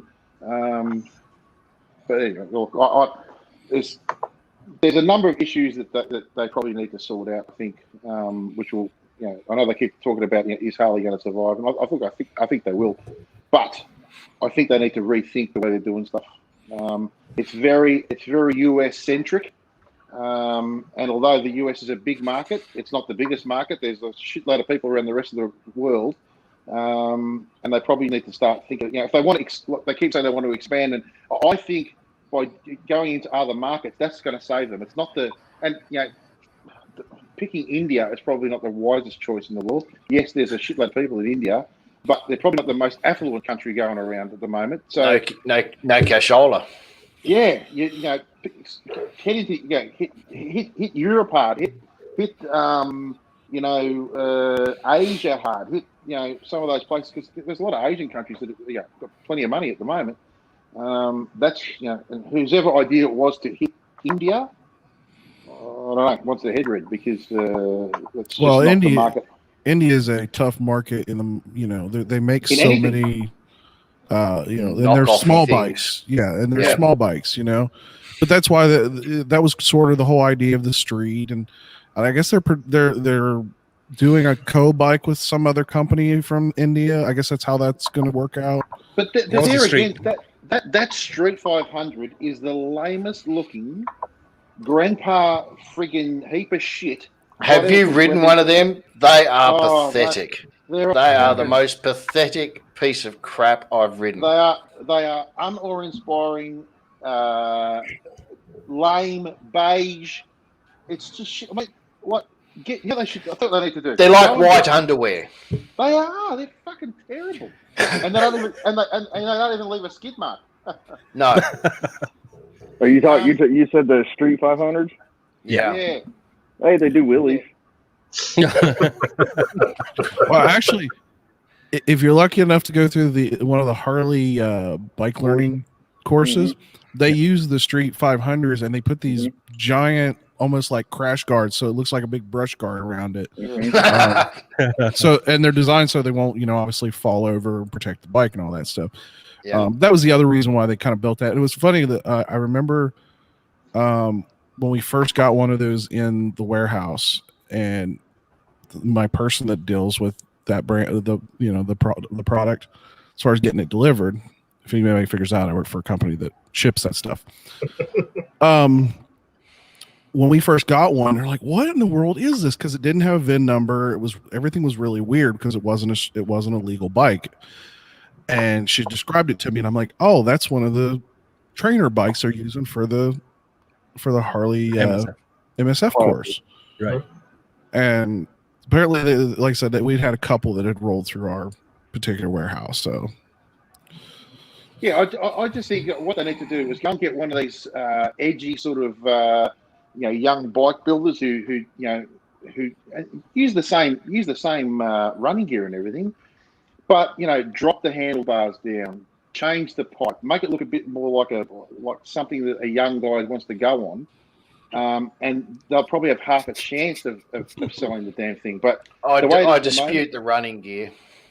I think that's what the Bronx is what the street should have been. The one that they have, have you seen what the Bronx looks like? No. 6 feet under. I would describe it as looking as a Ducati, Harley Ducati is what it looks like. Oh God. Captain Granite, are you drinking? Probably. Keeps it up, and I'm gonna go start drinking. That's what. It changed from sodas to something else. Yeah.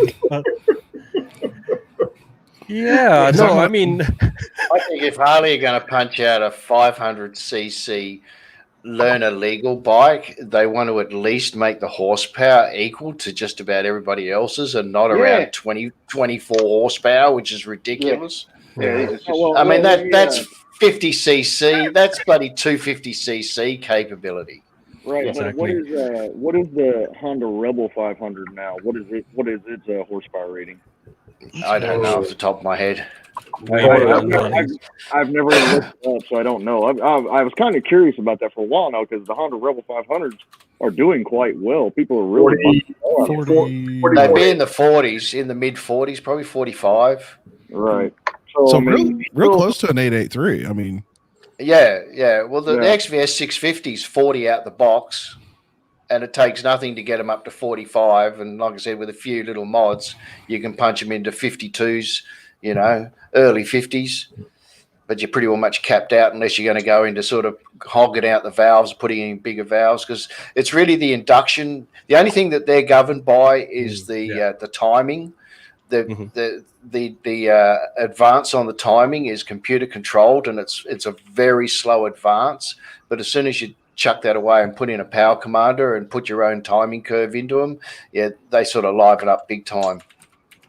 But the 500, I actually, a friend of mine went down. We took out 3 Harleys at the local dealership here. We took out a 550, a 1200, and an 883. And then we all pulled up at a pub not far away from me in the car park, and we played swapsies and everything. And then two of us went 2 up on the 500, and we went up a hill. We were flat to the bickies, 3rd gear, and we're doing 80 Ks in 100 zone. And it was just embarrassing. For what it costs. It's not a cheap bike for a learner legal bike. No. And if someone's going to put their hand in their pocket and spend that kind of money, you might be probably getting some reasonably nice quality stuff, but in terms of its overall performance, its stopping ability and everything else like that, it's just not there. No, it's not there at all. I don't even know how much. I have no idea how much they are here. I've never researched them, because they're $1,500, $2,000 cheaper than a Sportster. Yeah, because it's not a lot in it. It's never a bike I'm ever gonna even have an idea of buying unless it's for my kid to learn on. Even then, I'd pick something else. I'd pick a Honda Rebel. Even the bloody Royal Enfield looks better than it and performs better than it, that's something. I would pick a Royal Enfield over. Yeah, they come with spanners. So the Rebel 300 is more in line with what the Street 500 is, because the 300 is making 27.4 horsepower. So for 200 cc's difference, they're not making any more power. And what does the 500 make? The 500 makes 48, I think I said, or something like that. 48. Yeah, so I mean, I don't know, 27 on a dyno. That's what we found. And your entry level price is for the 500 $6,200, $4,500 for the 300. There's again, Harley missed the mark on pricing once again with those bikes. Yep, absolutely. 100%. What am I missing?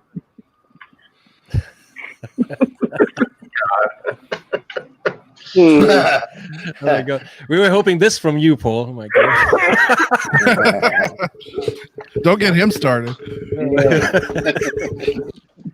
No, it's true. I rode the 500 and I rode the. I can ramp it up if you want. Oh no, yeah. No doubt. Now I've ridden the 750 and the A83. For the slight difference in terms of CC, that thing has no power at all. It's ridiculous to ride, and you know the stopping power is insane, stupid, right? I really didn't feel safe on that bike at all. You know, I've heard that. I've heard that before. I've heard that from terrible. I mean, the front brakes are dead. I mean, imagine it was a great day, sunny, everything is dry, and I had to put fucking everything behind it just to get it to stop at a traffic light, and I wasn't doing anything. You know, I was like 25, 35 miles an hour in a normal road, right? Yeah. I was doing 50, 60 kilometers an hour. Right, that's crazy, and then I have to fucking put my back into it to get it to stop. I was thinking, right, I was just maybe about 2 kilometers away from the dealership. I turned around and put it back. I said, "Fuck it, I don't want to die." So you know, you're saying this wouldn't be a good channel promotion thing to go do the Street 750 as a test ride video? Is that what you're saying? Yeah, it would only because you could do something funny with it and. It'll be a really short ride, right? It'll be a really short review. It's like 3 minutes or something. This is not going back. You know, fuck me, I don't want to die. Walk the bike back instead. Yeah, it's really bad. I mean, it's sad. If they came out with a excellent learner bike or bike that was in the learning bracket, that would entice so many people to sort of go to that point with that product and then go the next level once they've finished or they've got their skill level up and migrate on to the bigger Harleys. And that's 100%. That's what they tried. That's what they tried and failed miserably. Yeah, but you know, because if they could start the ball rolling with an excellent jump-in, brand new rider product, you know, they've really cut a path for the rest of their line, if you like. But because it's. I mean, I do know two people. One, it took him about 2 years. The other one took about 7 months to go, I've had enough of this, you know. And that's just really bad. And it's put them off, and they've gone to other products because of it. Well, earlier in the stream, we were talking about JP had a friend who bought a Iron 883. And then had the ability to trade it in within like 1 year of purchase, and he would get his full purchase price added towards another brand new Harley Davidson. Yep, that's a good deal. That's good. Harley was doing that for the last couple of years. Yeah. That's a good idea.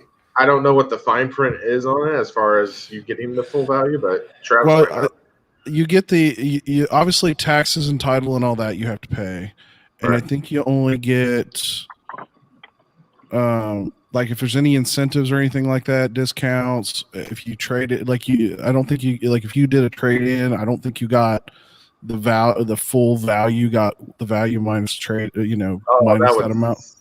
You probably couldn't mod it either. No, right.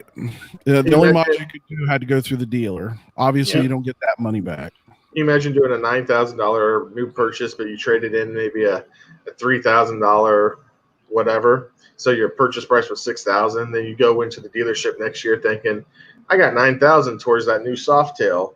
When in reality, you only got $6,000. Mm-hmm. They just basically pocketed that extra $3,000 from you if that's what they did.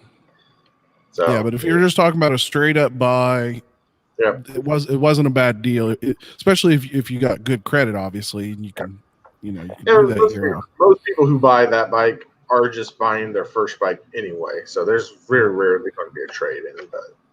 But no, I thought that program was a decent idea. I mean, especially if you're, because worst case, they sold a Sportster and then that person keeps it forever. And then the other people, I like to know how many people actually came back and traded up within the year. They had those type of numbers or not. They probably would, because I think here where I'm from, a lot of it is hype, right? You buy the Harley, and they're already brainwashing you. Hey, listen, you buy a Sportster 1 year down the road, You're gonna change it, blah blah blah. Why don't you just get something else? Yeah, right. And then of course you ride with all of us who have big twins, and then you realize that you're it's prestige and everything else. So they put it into your mind here, which I thought was a very bad thing. And I actually spoke to some of the people from Harley Davidson here, saying that you should be selling the bike that people want, and not trying to get them to buy the bike that you want them to buy. Right? They can make that decision down the road. It's up to them, right? But don't brainwash them to think that the bike that they bought is not good enough. Then why fucking sell it in the first place? Right? If you're gonna sell a street and you think it's not good enough, don't sell it. Right? In fact, they stopped stocking the streets anyway. Yeah, I think that besides that first round of streets, I don't think I've seen one come through our warehouse. Yeah, since then. It's been a couple years since I've even seen one on the road. Yeah, I mean, be honest with you, unless I've seen it, and I just didn't pay attention because fuck that bike. It didn't look like it. It didn't look like a Harley anyway. But you talk about that, and just one story that I had. I stopped at a Harley dealer, and this is one away from my house. So, but I stopped in, and obviously they do the whole chat and hey, what do you ride? Da, da, da, da. I told him the Sportster. He's like, well, when you're ready to upgrade to a big boy bike, come back in. I never stepped one foot in that dealer ever again. Don't ever tell somebody to come back when you're ready to upgrade to a big boy bike. Right? Yeah. No, and that's finding a honest and good salesman at a Harley dealership is very hard. And the only way you'll find one is like what I told you guys last week. One of my good friends was my dealer, was my salesman up at my dealership. He came over from the Honda dealership, and he just upfront, straightforward, everything. Finding one of those guys that's just going to be straight up honest with you and give you opinions and not try to push you into something. So that's just rare to find. Yeah. When I worked retail, I had this conversation with my upper management because they were like, well, why are you pushing to sell this, or this, and this? I'm like, because it's not what they need. It's not what they want. If I don't have what they need or what they want, I'll push them to where they need to be. I said, but they'll come back to me for all the accessories and all the service and all that stuff. I said, that's where I'm going to make more money anyway. Exactly. I mean, it's the same story for me, right? When I finally got the idea and enough money anyway to buy a Harley Davidson, because it's really expensive here. And when I went in and I met this guy who's a friend of mine till today, he's still at the dealership. He's still a sales guy, but he's a good friend of mine today because he was straight up front with me as well, right? So I said, this is the budget I've got. This is what I'm looking at. What can I get? And he didn't talk to me about upgrading and going for the big boys and all that. He straight away brought me to the Sportster and say, look, this is the best bang for the buck. Maybe get the 1200 or what have you, right? So that at least you can go think about the tank as well. Don't get at that time they just brought out the 72, right? Which had the so-called peanut tank. They want to go back to the 70s, but that thing was like 7 liters, man. Like what, 1 gallon, 1.5 gallons or something, and you can't go anywhere with it. I think it is, or 2.1 or something. 2.3, yeah. Right, which is equivalent to about 8 liters, which is shit. Right, that means you could only just ride around where we are. So he said, look, and at that time the A83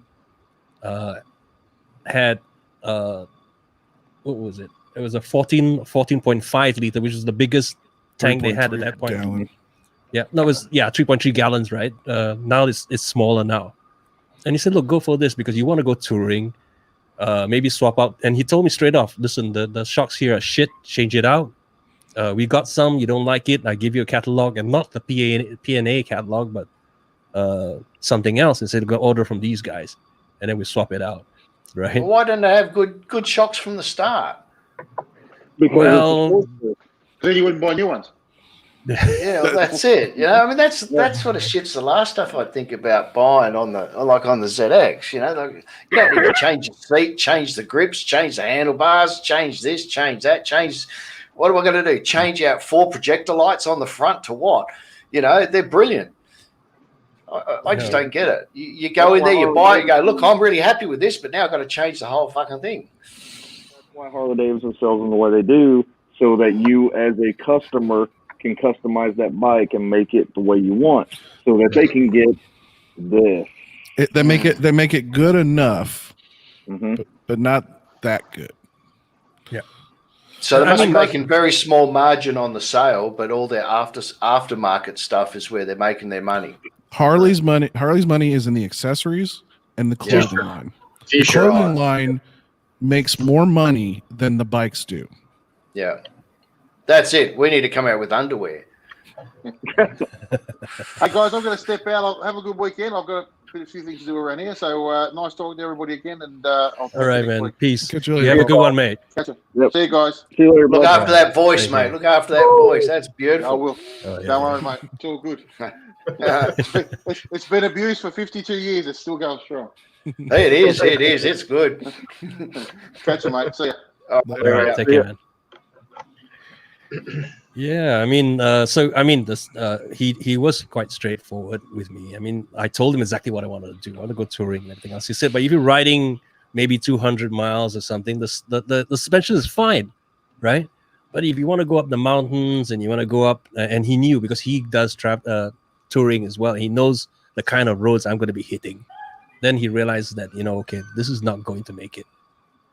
So change that. So it's pretty good. So he's become a friend, and because of that, every other bike I've gotten, in fact, all the bikes that I've gotten is from him and him only. If he's not working that day, when I decided to buy a bike, I just walk away and say, come back tomorrow. Fuck it. Because the rest of them are pieces of shit. Seriously. Salesman. Yeah, and they look at you as well. If you come in t-shirts and Bermudas, right? Because here in Asia, it's a luxury thing, right? To buy a BMW, to buy a Harley or an Indian or what have you, it's a luxury item. So if you don't look the part, they will just ignore you. So this motherfucker, I come in board shorts and flip flops, right, and a raggedy t-shirt, and it doesn't give me none of them give me a time of day except this guy. See, Fletch, you're in the wrong country. You need to come to the States, and you move to California. You'd fit right in. There you go. Especially with the flip flops. But I'm talking about 20 years ago. I mean, now they're much better. They don't care because they know the guy that wears the flip flops could be a millionaire, right? That's the guy. So they don't know. They can't judge a book by its cover. Exactly, right? So they're much better now. But it just pisses me off that number one, you don't get the honesty. And number two, they think it's prestigious because they're all sitting behind their desk, right? When you walk into the dealership, and nobody gives a flying fuck to come Not up like to a second-hand car yard where you walk into there and it's like flies on dog shit. And you're buying brand new stuff because, and in those days, and especially in Singapore, we don't do trade-ins. There is no second-hand bikes on the floor. Everything's brand new, right? And in those days, 20 years ago, everything is brand new. You want to get a Harley, you have to buy it brand new. You don't have a second-hand thing at all, right? And those people who have a Harley keep it forever because they know how fucking expensive it is, right? So then you walk into the showroom, they know you're gonna have to buy brand new, and they think that you may not be able to afford it, or if they finally give the fucks to get up and walk to you, then they're not going to tell you the truth, right? And that's what really bugs me then, and why I stuck to this one guy. And what Halamoto said is true. At the end of the day, it's hard to meet an honest salesperson. They're more honest now because they've all become friends, and they tell you straight off, hey, listen, don't get this, don't get that. Or they're quick to tell you, don't get a Harley part, get this guy, or go to this website, get this. I fully recommend it. You want to change suspensions, go all-ins. Fuck the Harley Davidson ones. And stuff like that. Yeah, see, I got all... Oh, quick, sorry. No, go ahead, Chopper, go ahead. I was gonna say I'm kind of buddy with the service manager at my local dealership now, and he'll tell me, don't buy this HD part. Just go here. He'll actually will tell me what to buy and what not to buy because he knows what's a ripoff, what's not. It's like like the whole fairy thing. It's like this thing's $400. Just go buy this $60 one. It's the exact same thing, man. So. Yeah, and that's exactly what I was about to say. Everything I've done to that bike, none of it's Harley Davidson. Everything is aftermarket from somebody else. I've got half the money in it that I would if I'd have went to Harley. I can't think of a single With the same quality card that I've put on with the same quality. Absolutely, with the same quality. We have so many American brand companies that probably you've never even seen or heard of that makes parts for Harley Davidson that just we're at least lucky in that category. There's so many companies that make parts, good parts, and good quality. And there are things, sometimes you'll go to Harley for the gaskets. I go to Harley for the spark plugs. I don't buy their filters. I don't buy their oil. I used to be the guy. Only Harley Davidson oil, only Harley Davidson filters. Fuck that, not anymore. I'm done spending $120 for a fucking oil change. It's true. Oh, Jesus. Yeah, and in 2020 anyway, everything's online, right? So when you talk about those big American brands, whether it's the Dennis Kirks or the JP Cycles or Alan Ness or whoever else, Revzilla, right? You could just buy it off. The only thing is that there are some restrictions that the U.S. government puts on exporting. So for whatever reason, there are a few parts that they cannot. But I would say 90% of the shit you can get online, and I can ship it here. So I don't have to depend on the dealership again, right? Right. Get it shipped in. If I can do it myself, I do it myself. If not, I go to some other shop that can do it and get it done. That's it. Right. Yeah. The only thing I'll agree with is I will get my gaskets and stuff from Harley. I will get that. But I mean, with all the work I've done to mine, I won't use their spark plugs. I got to go get a really hot spark plug. So I don't use their spark plugs. I don't use any of their electronics. I don't even use any of their shit. I go get it elsewhere and get it. Yeah, for sure. Yeah. Is yours injected? Yeah, it's injected. Yeah. Yeah, that's the first few. I think it's only after 2004. I think that everything they had to put ECU in and fuel injection and everything else. I think anything before that was carbureted. Yep. I believe that that soft tail year that they released the Crossbones was one of the first few already fuel injected. Right, but carburetors are even easier to work on, right? Oh shit! Can you imagine? I've rebuilt mine, so I can tell you. Yeah. Yeah, they're not hard at all. They're not that bad. The carburetors are really not that bad, but I'm going to tell you right now, I'll never go to another fucking carburetor bike in my life.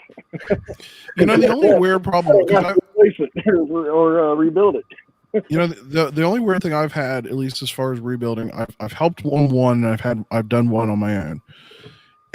But in both situations, I had problems with the float valve that came in the kits. For some reason, didn't matter how much I adjusted those damn things, could not get them to seal whatsoever. I threw this last one that I rebuilt last year on my bike because I rebuilt it and rejetted it, and I could not for nothing get that float to work. I threw the old one back in, set it according to the manual, worked fine. I'm like, I'm leaving it alone. So I don't know how old that one is, but it works. So they run a single carb for the two pots, don't they? Yes. Yeah. Yeah, and it's got the goofiest gasket setup that I've ever, because it's more like it just literally just sits in. It like you would think it would have like two pieces of rubber that would with a couple of clamps. No, it just literally sits in there. But I think the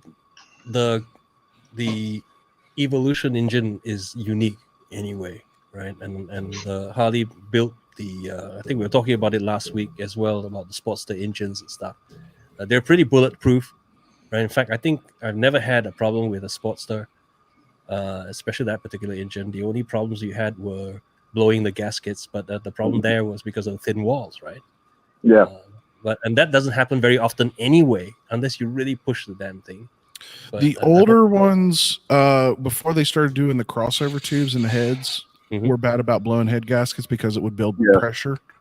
Yeah. But if you have one of the later heads like mine is, that's got the breather vents built in. In fact, a lot of guys, whenever they do blow them, that's the first thing they do is they toss those heads and then put a newer set of heads on it because it solves that whole problem.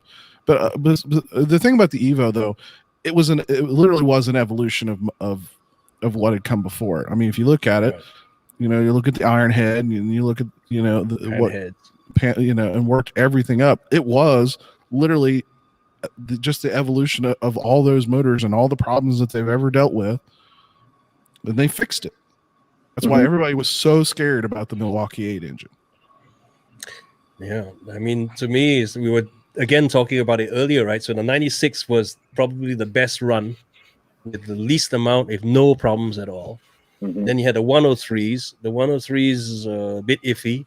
Then you have the 107s and the 114s, the new Milwaukee 8. I mean, so far I haven't heard very much about it, but I mean, what's the 114s like? Are they good? The 114? In my personal opinion, no, they're not. They're very. I mean, they're only a 92 horsepower screamer. I know that much. Yeah, and they don't even feel like it. I mean, they really don't. They don't even feel like it. They're very underpowered. Well, definitely. Happened to see Blockhead's video this last week. He actually pits the 114 Lowrider S versus the 110 twin cam, and dude, the 110 twin cam walks all over the Milwaukee 8. Okay. He even said he was shocked by it too, because he's like, oh boy. Yeah. We got Captain Granite. He was drinking, see? Yeah, he's soda, right? No. Yeah. No, that's what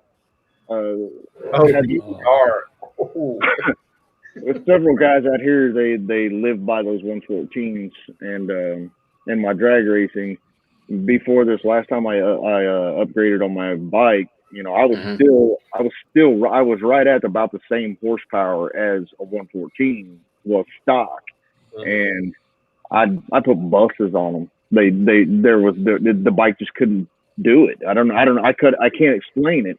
It's like, okay, you say you got 92 horsepower, but you can't even keep up with me. It's the twin cam. Do you run yours down the track?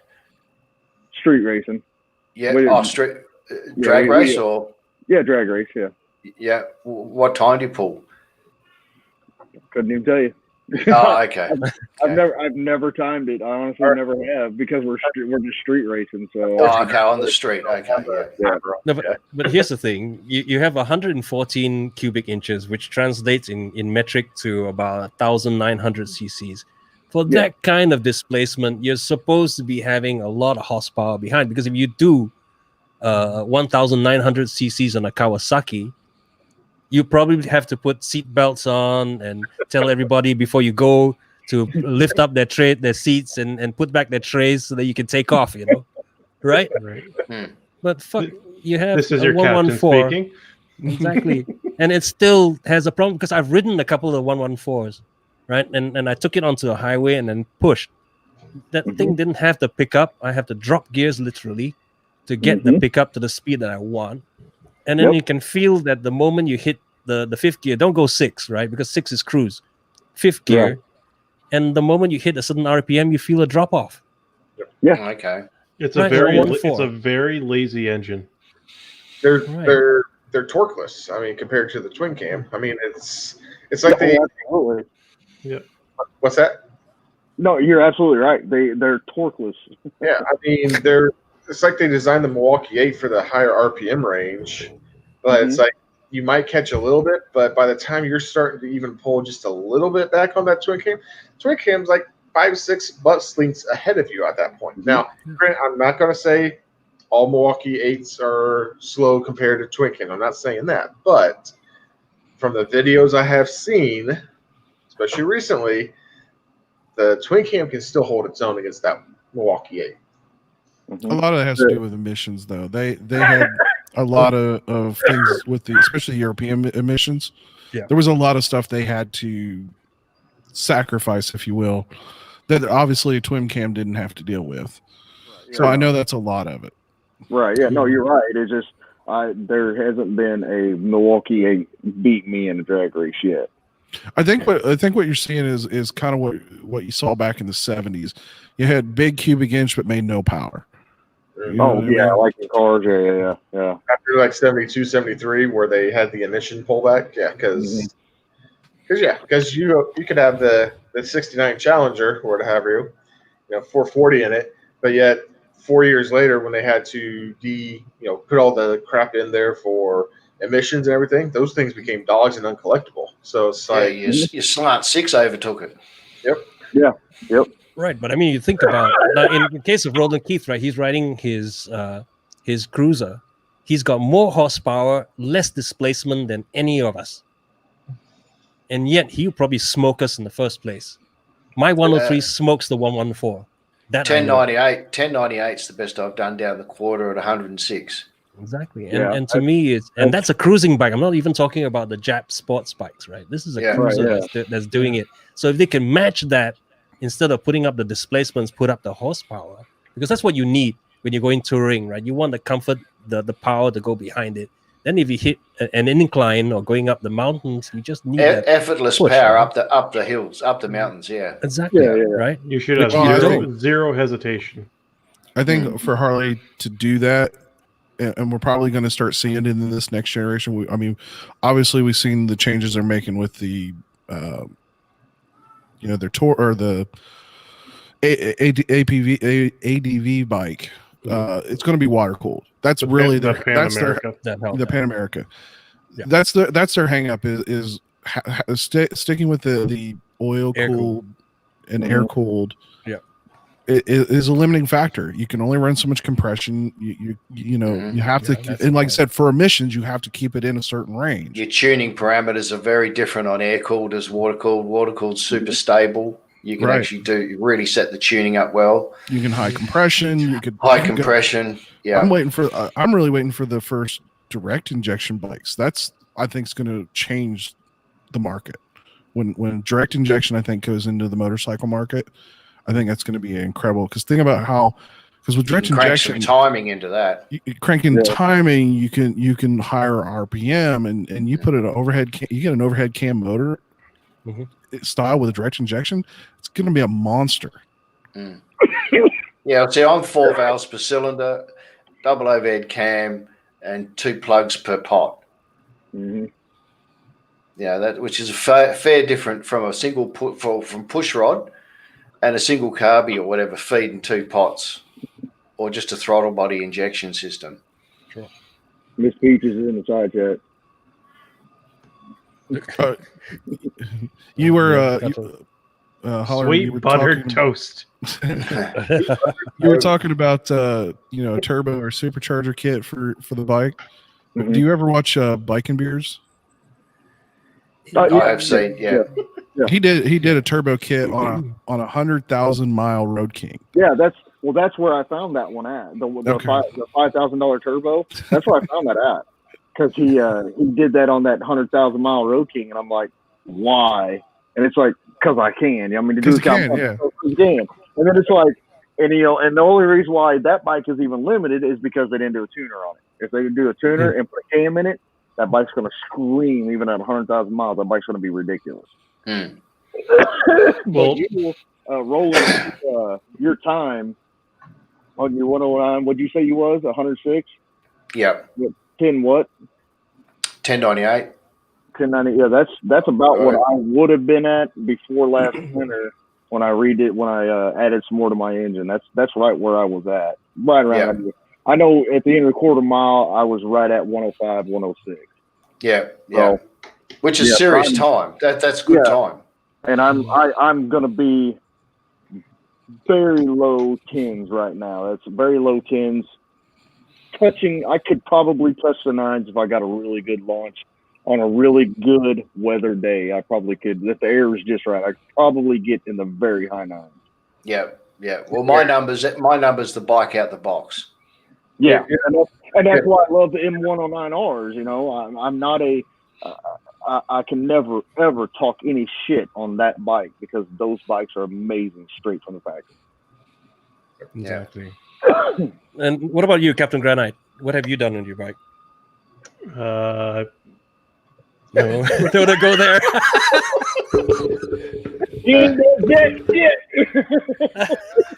Haven't put new grips on it. Effort plus. Oh yeah, it's good. It's good to go. Right? It's so okay. I bought the bike. 6 months later, Victory goes under. Done. Oh yes, shit! I forgot Polaris. Yeah, everything, all the prices jacked way up, 300% for that box of oil to do your oil change. It was $20. Now it's 75. Oh my god! Are you kidding me? So for me to do stage 1 for my bike, I'm looking at over $2,000. Ouch. That's insane. Ouch. I don't want to do anything to this bike because it's just gonna. I'll put more into the bike just to get it to where I want it. Just ride it and save up for something else, and then you have 2 bikes. Which Victory do you ride? I have a cross country. Cross country. And that was a good looking bike. Did you have an all black one or did pearl white? Okay, you had the white one. Yeah, it's a very good looking bike. Yeah, and then my buddy has a Judge that lives in town with me, and that thing that has the same engine in my that I have, and his bike is 300 pounds less. Wow. He screams like he walked away from me. I was like, okay. Yep. But here's the thing: most of us own Harleys or some other bike, right? And Victory, you don't really have to do very much to it, right? Not at all. Oh. No, that's the thing. No, it performs, right? The late year models, or the newer models, I should say, all came with a 106 cubic inch engine. So 1731 cc's right out of the box. High compression, overhead cam, high energy ignition, really good fuel injection system, very well mapped on the computer. Water cooled. No, oil cooled. No, oil cooled, okay. Roland Keith sounds like a dealer. He knows his stuff. He's the bike. Honestly, no, we raced the Victory, and that does bloody good. Why Polaris pulled the plug on them? I mean, it was they had 2 brands, and they only wanted to produce for one. Yeah, they should have reached out to someone to try to sell some parts of Victory out. But I mean, you still see it in the Indians now. All these new Indians, that Dark Horse, kind of looks like a newer cross Well, country. even if you look at most of the motors, a lot of the rough design was all a Victory. Oh yeah, all the technology is still right there. So that's all they did, and that's why they wouldn't have sold it. But maybe a few years down the road they'll put out something like a remembrance bike. I don't know. Anytime anyone pulls up to me, he's like, "What kind of bike's that?" I'm like, "It's just a discontinued." It's classic. Just throw some Indian badges on it. No one's gonna know what it is anyway. So I should. I'll get the little Indian emblem put on the front fender. There you go. But I remember though, right after they made that announcement, and it was really weird. 2 things happened. The prices of the brand new bikes went this, and then they went this. Yep. Like they went, like they were doing 2 and 3 and 5. Like I saw the top bike was like $4,000 or $5,000 off. It was like that for about 2 months, and then after that, the prices went like now they're around 10. Up. They're like 20. They were 20% above MSRP. It was so weird. For a used cross country with say 10,000 miles on it right now, I'm not saying a 2017, the last year they made it. You could go 2014. It's $10,000 to buy it used. But my trade-in value on my bike right now is about $3,000 to $4,000. Jeez. Ship it over. I still owe more than that on it. Same sort of thing happened when they killed off the Dyna. I mean, because the Dynas were starting to tank in value. I feel like because I got mine right before they announced the end of the Dyna. So at the time, I got an 09 for $6,500, which was a steal. That's a damn good price. How much? $6,500. Holy crap! Now that same bike, I can probably turn around and still get 8 for it, just because. I'm gonna say you did well. A base Dyna is $6,500, $7,000 around where I live. Yeah. And if you hit the East or West Coast, you really can jack up the price on it if you want to. Especially California and Florida. Yeah. But going back to the Victory, isn't there are the parts interchangeable? Are they generic, or are they specific to Polaris? They changed them just enough that they don't work. Just enough to be a pain in the ass. Yeah. Jesus. But like, there's only like 7 gaskets in the whole bike, in the whole motor. Yeah, they're absolutely easy as beautifully engineered to just tear down in minutes, redo everything, and put Humpty all back together again. It's so simple. And luckily enough, they're standing behind the parts for 10 years. Well, yeah, 10 years. Yeah. Now it's what, 7, 6? I think we're in year 7. Yeah. So I got time to replace a few things. We're going to stock up on stuff. We're going to stock up on eggs. Are there any third parties picking up the slack for it or not? There possibly will be, given the amount that's out there. There was a fair few made in their production runs over the short amount of years they were going. Witch Doctors carries a bunch of offhand parts, like replaceable windshields, grips, floorboards, rests, stuff like that, but nothing to the extent of, you need to replace a bag or the tank. You're so old. Yeah. Pistons, cranks, valves, all that sort of stuff. That's not a problem. No. That's all easy to get. But exhaust for the thing is ridiculous. Yeah. The exhaust? Yeah, it's why he doesn't have exhaust on his bike either, because the price of it.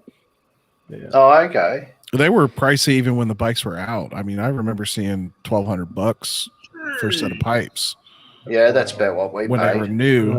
The ones I have in my Amazon list, because it's still the Trioval Victory brand ones. They actually dropped $950. Click, buy it now. Buy it now. Buy it now. As soon as I hit buy, I'll hear my wife scream. Yeah, I don't have that problem. If I want to buy anything, anyone got a problem? No, good. Crickets, chirp, chirp, chirp. Yeah, that's it. I can get away with up to a certain amount, but there's a certain amount where I have to at least ask. So I have to. I just make as many good deals as I can because I don't like spending my money. So the closest bike shop near me, they have a 2005 Dyna. Has 20,000 miles on it. They want $5,000. Excuse me.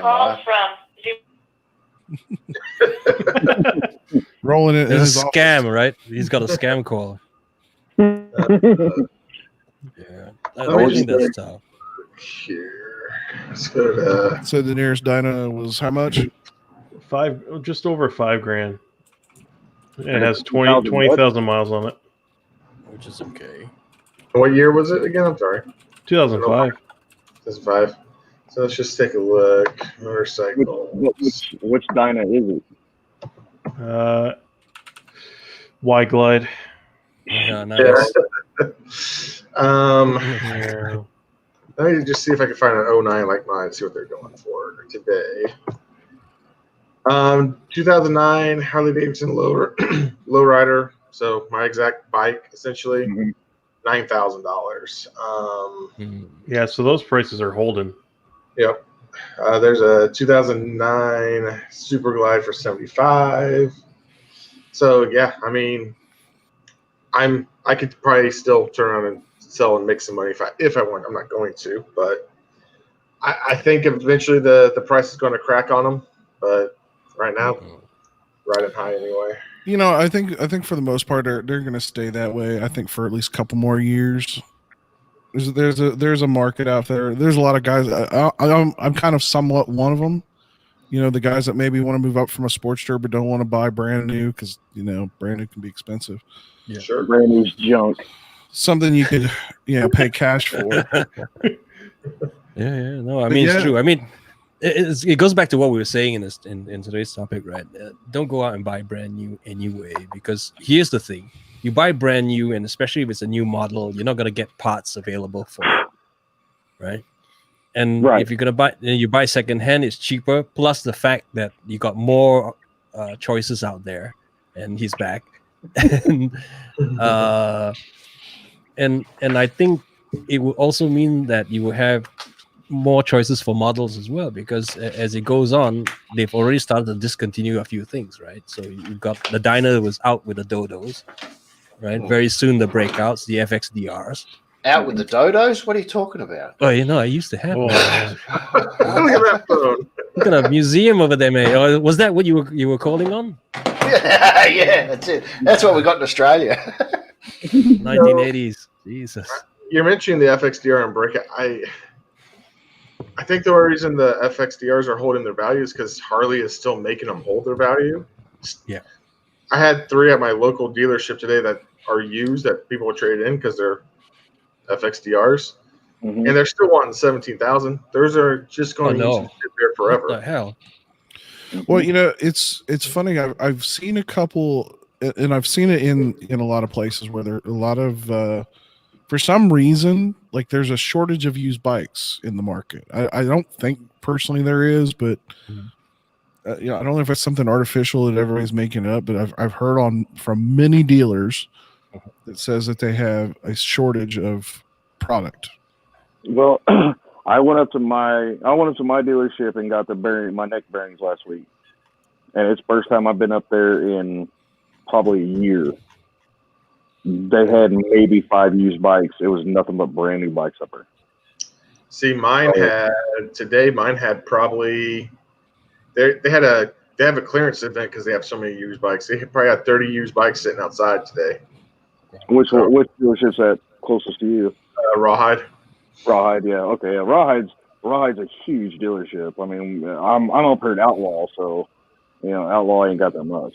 Yeah, I feel like it's pretty much Rawhide and Gales usually have about the same inventory level, and then Outlaw's a little bit less. But yeah, all the way up by the airport to that one, and they use. I haven't been up there in years, so I don't know what that kind of stuff they carry. But yeah, as far as Outlaw out here, right? I mean, it's less than a mile from my house, and they didn't have shit for used bikes. So I could see that, but also around here, I can see people are riding older bikes. They're not buying new bikes. Yeah, I mean, like the used bike that we're looking for my wife, we're looking in the 2006 to 2010 range. I mean, that's a good year range, especially for Harley. I mean, there's a lot of great low mileage, and that's the thing to remember. You can get a 2008, 2010, 2012-ish with less than 5,000 and 6,000 miles all day long on Facebook Marketplace and stuff. I mean, she's looking for more the Triumph brand, so like the T100 or the SEs. But there's a guy who's local, and he denied it, but I got at least a plug in his ear because he originally listed it for 6, and then he just dropped it down to 5.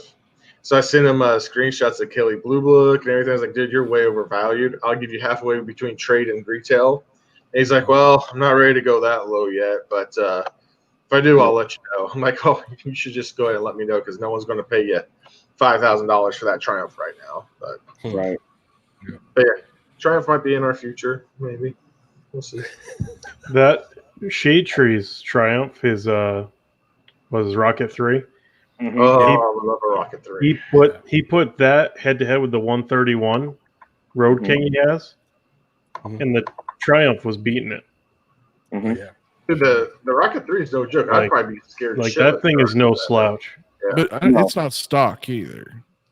I mean that I his Rocket 3 is pretty close to stock. Yeah, he hasn't done much to he had to rebuild the engine, but he hasn't done much to it. It's almost a 2,300 cc bike. At least in 2006 was. But the 131 isn't any joke either. I mean, that thing is scary. Right, but they still haven't completely tuned that 131 either. No. I still even tuning it, they're still not going to keep up with that Rocket 3. They just did a standard dyno real quick. Yeah, that Rocket 3, it's going to take a lot for any cruiser to keep up with that bike. Yeah. It was funny to watch that Savage, though, beat him off the line. So, right in the Ozarks there, he's seeing the same listings I am because we're fairly close to each other. and 09 FXDL. So like my bike, 3,000 miles for 8,300. I'm staying away from that bike for many reasons. I don't trust a bike that's only got 3,000 miles on it over a 11-year span. Like, is there something wrong with it, or did the person just not ride? There's something that freaks me out about something like that. It's a lot of questions. Was it left out? Was it garaged? Was it unkept? Yeah, but taking a look at, especially when you're talking about whether or not it was garage, there's some telltale signs when you're looking at a bike. I mean, there are places where they won't rust if they don't see rain. You know what I mean? Right. Yeah. So there are ways to really look. And my bike only had 2,500 miles on it when I bought it 7 years ago. And it's a 2000. So. Oh no, I mean, yeah, no, it's not unheard of to find bikes with that low miles on it. I mean, could be a guy just buying it for his wife, and then she never decides not. Yeah. I mean, it's like when I first bought mine, it was an 08. Let's see, I bought it in 2014 is when I bought that bike. 3,500 miles on it. That's all it had on there. Yeah. So maybe I just need to get over that fear. I didn't get it for no $5,500 fucking dollars. So I mean, basically at that kind of mileage, you'd expect to pop out a plug, look down the plug hole, and see a very clean piston. Very little amount of carbon, unless the damn thing's running as rich as all shit. That piston should be as clean as. Yeah, it's definitely one of those. You look close at close at bolts. You look close at nook and tuck areas, like you said, talking about checking, pulling the plug and looking at the plugs, and it is one of those you want to look closely, but yeah, don't be afraid to. There's a lot of people that maybe ride a year or two, put a couple grand of miles, and they lose interest or whatever. Yeah, and they probably owed too much on the banknote, and that's why it sat for so long. Well, he actually just said in the side chat there they ride to the dealership for bike night. And that's it. And he's not wrong, because the dealership right by my house, Outlaw, it used to be called Blue Springs Harley. It would get filled up on bike night when they used to have bike nights with guys that only rode to bike night. That was it. They went there, they bought the Harley there, they rode there for bike night, they turned around, rode home, and that's it. That's all that bike saw. So, but here's the thing, you have an 09 FXDL that's running at 3K miles. It means that it hasn't even broken in stage 2, right? No. So that means the pistons may not have set in well, and if it's sitting in the garage, I wonder how well it's going to run. Right? It should be all right. Motors don't have much of a concept of time, believe it or not. Right. Well, you also got to remember it's an 09. It's got a 96 cubic on there. That's something that's going to be running. Oh, yeah, that's right. Okay, storm will start up. Yeah. But anyway, guys, it's really crossed the 3-hour mark, and I think it's getting pretty late as well. I'd like to thank everybody for coming in and everybody in the side chat. Thank you very much for joining us today. We had a good chat. Wish we could do longer. Who knows? We could do a part 2 of this because we really haven't covered much ground. We covered quite a fair bit. So thanks again, Halamoto, Captain Granite, Roden Keith, and of course My Done Live Travis for joining us, and everybody else in the side chat. Special thanks to JP1970 for joining us as well. Next week we'll be on Chopper Fett's channel, same time, same place. Maybe the same subject. Who knows? And maybe even the same subjects, part 2. Right. So So this is me, Fletch, saying thank you very much for joining us, and to you, Brett. All right, and I am again Chopper Fett. Thank you again to everybody, and we'll see you next week. All right, take care, guys. Take care, guys. Take care. Yep. Later. Thanks, everybody.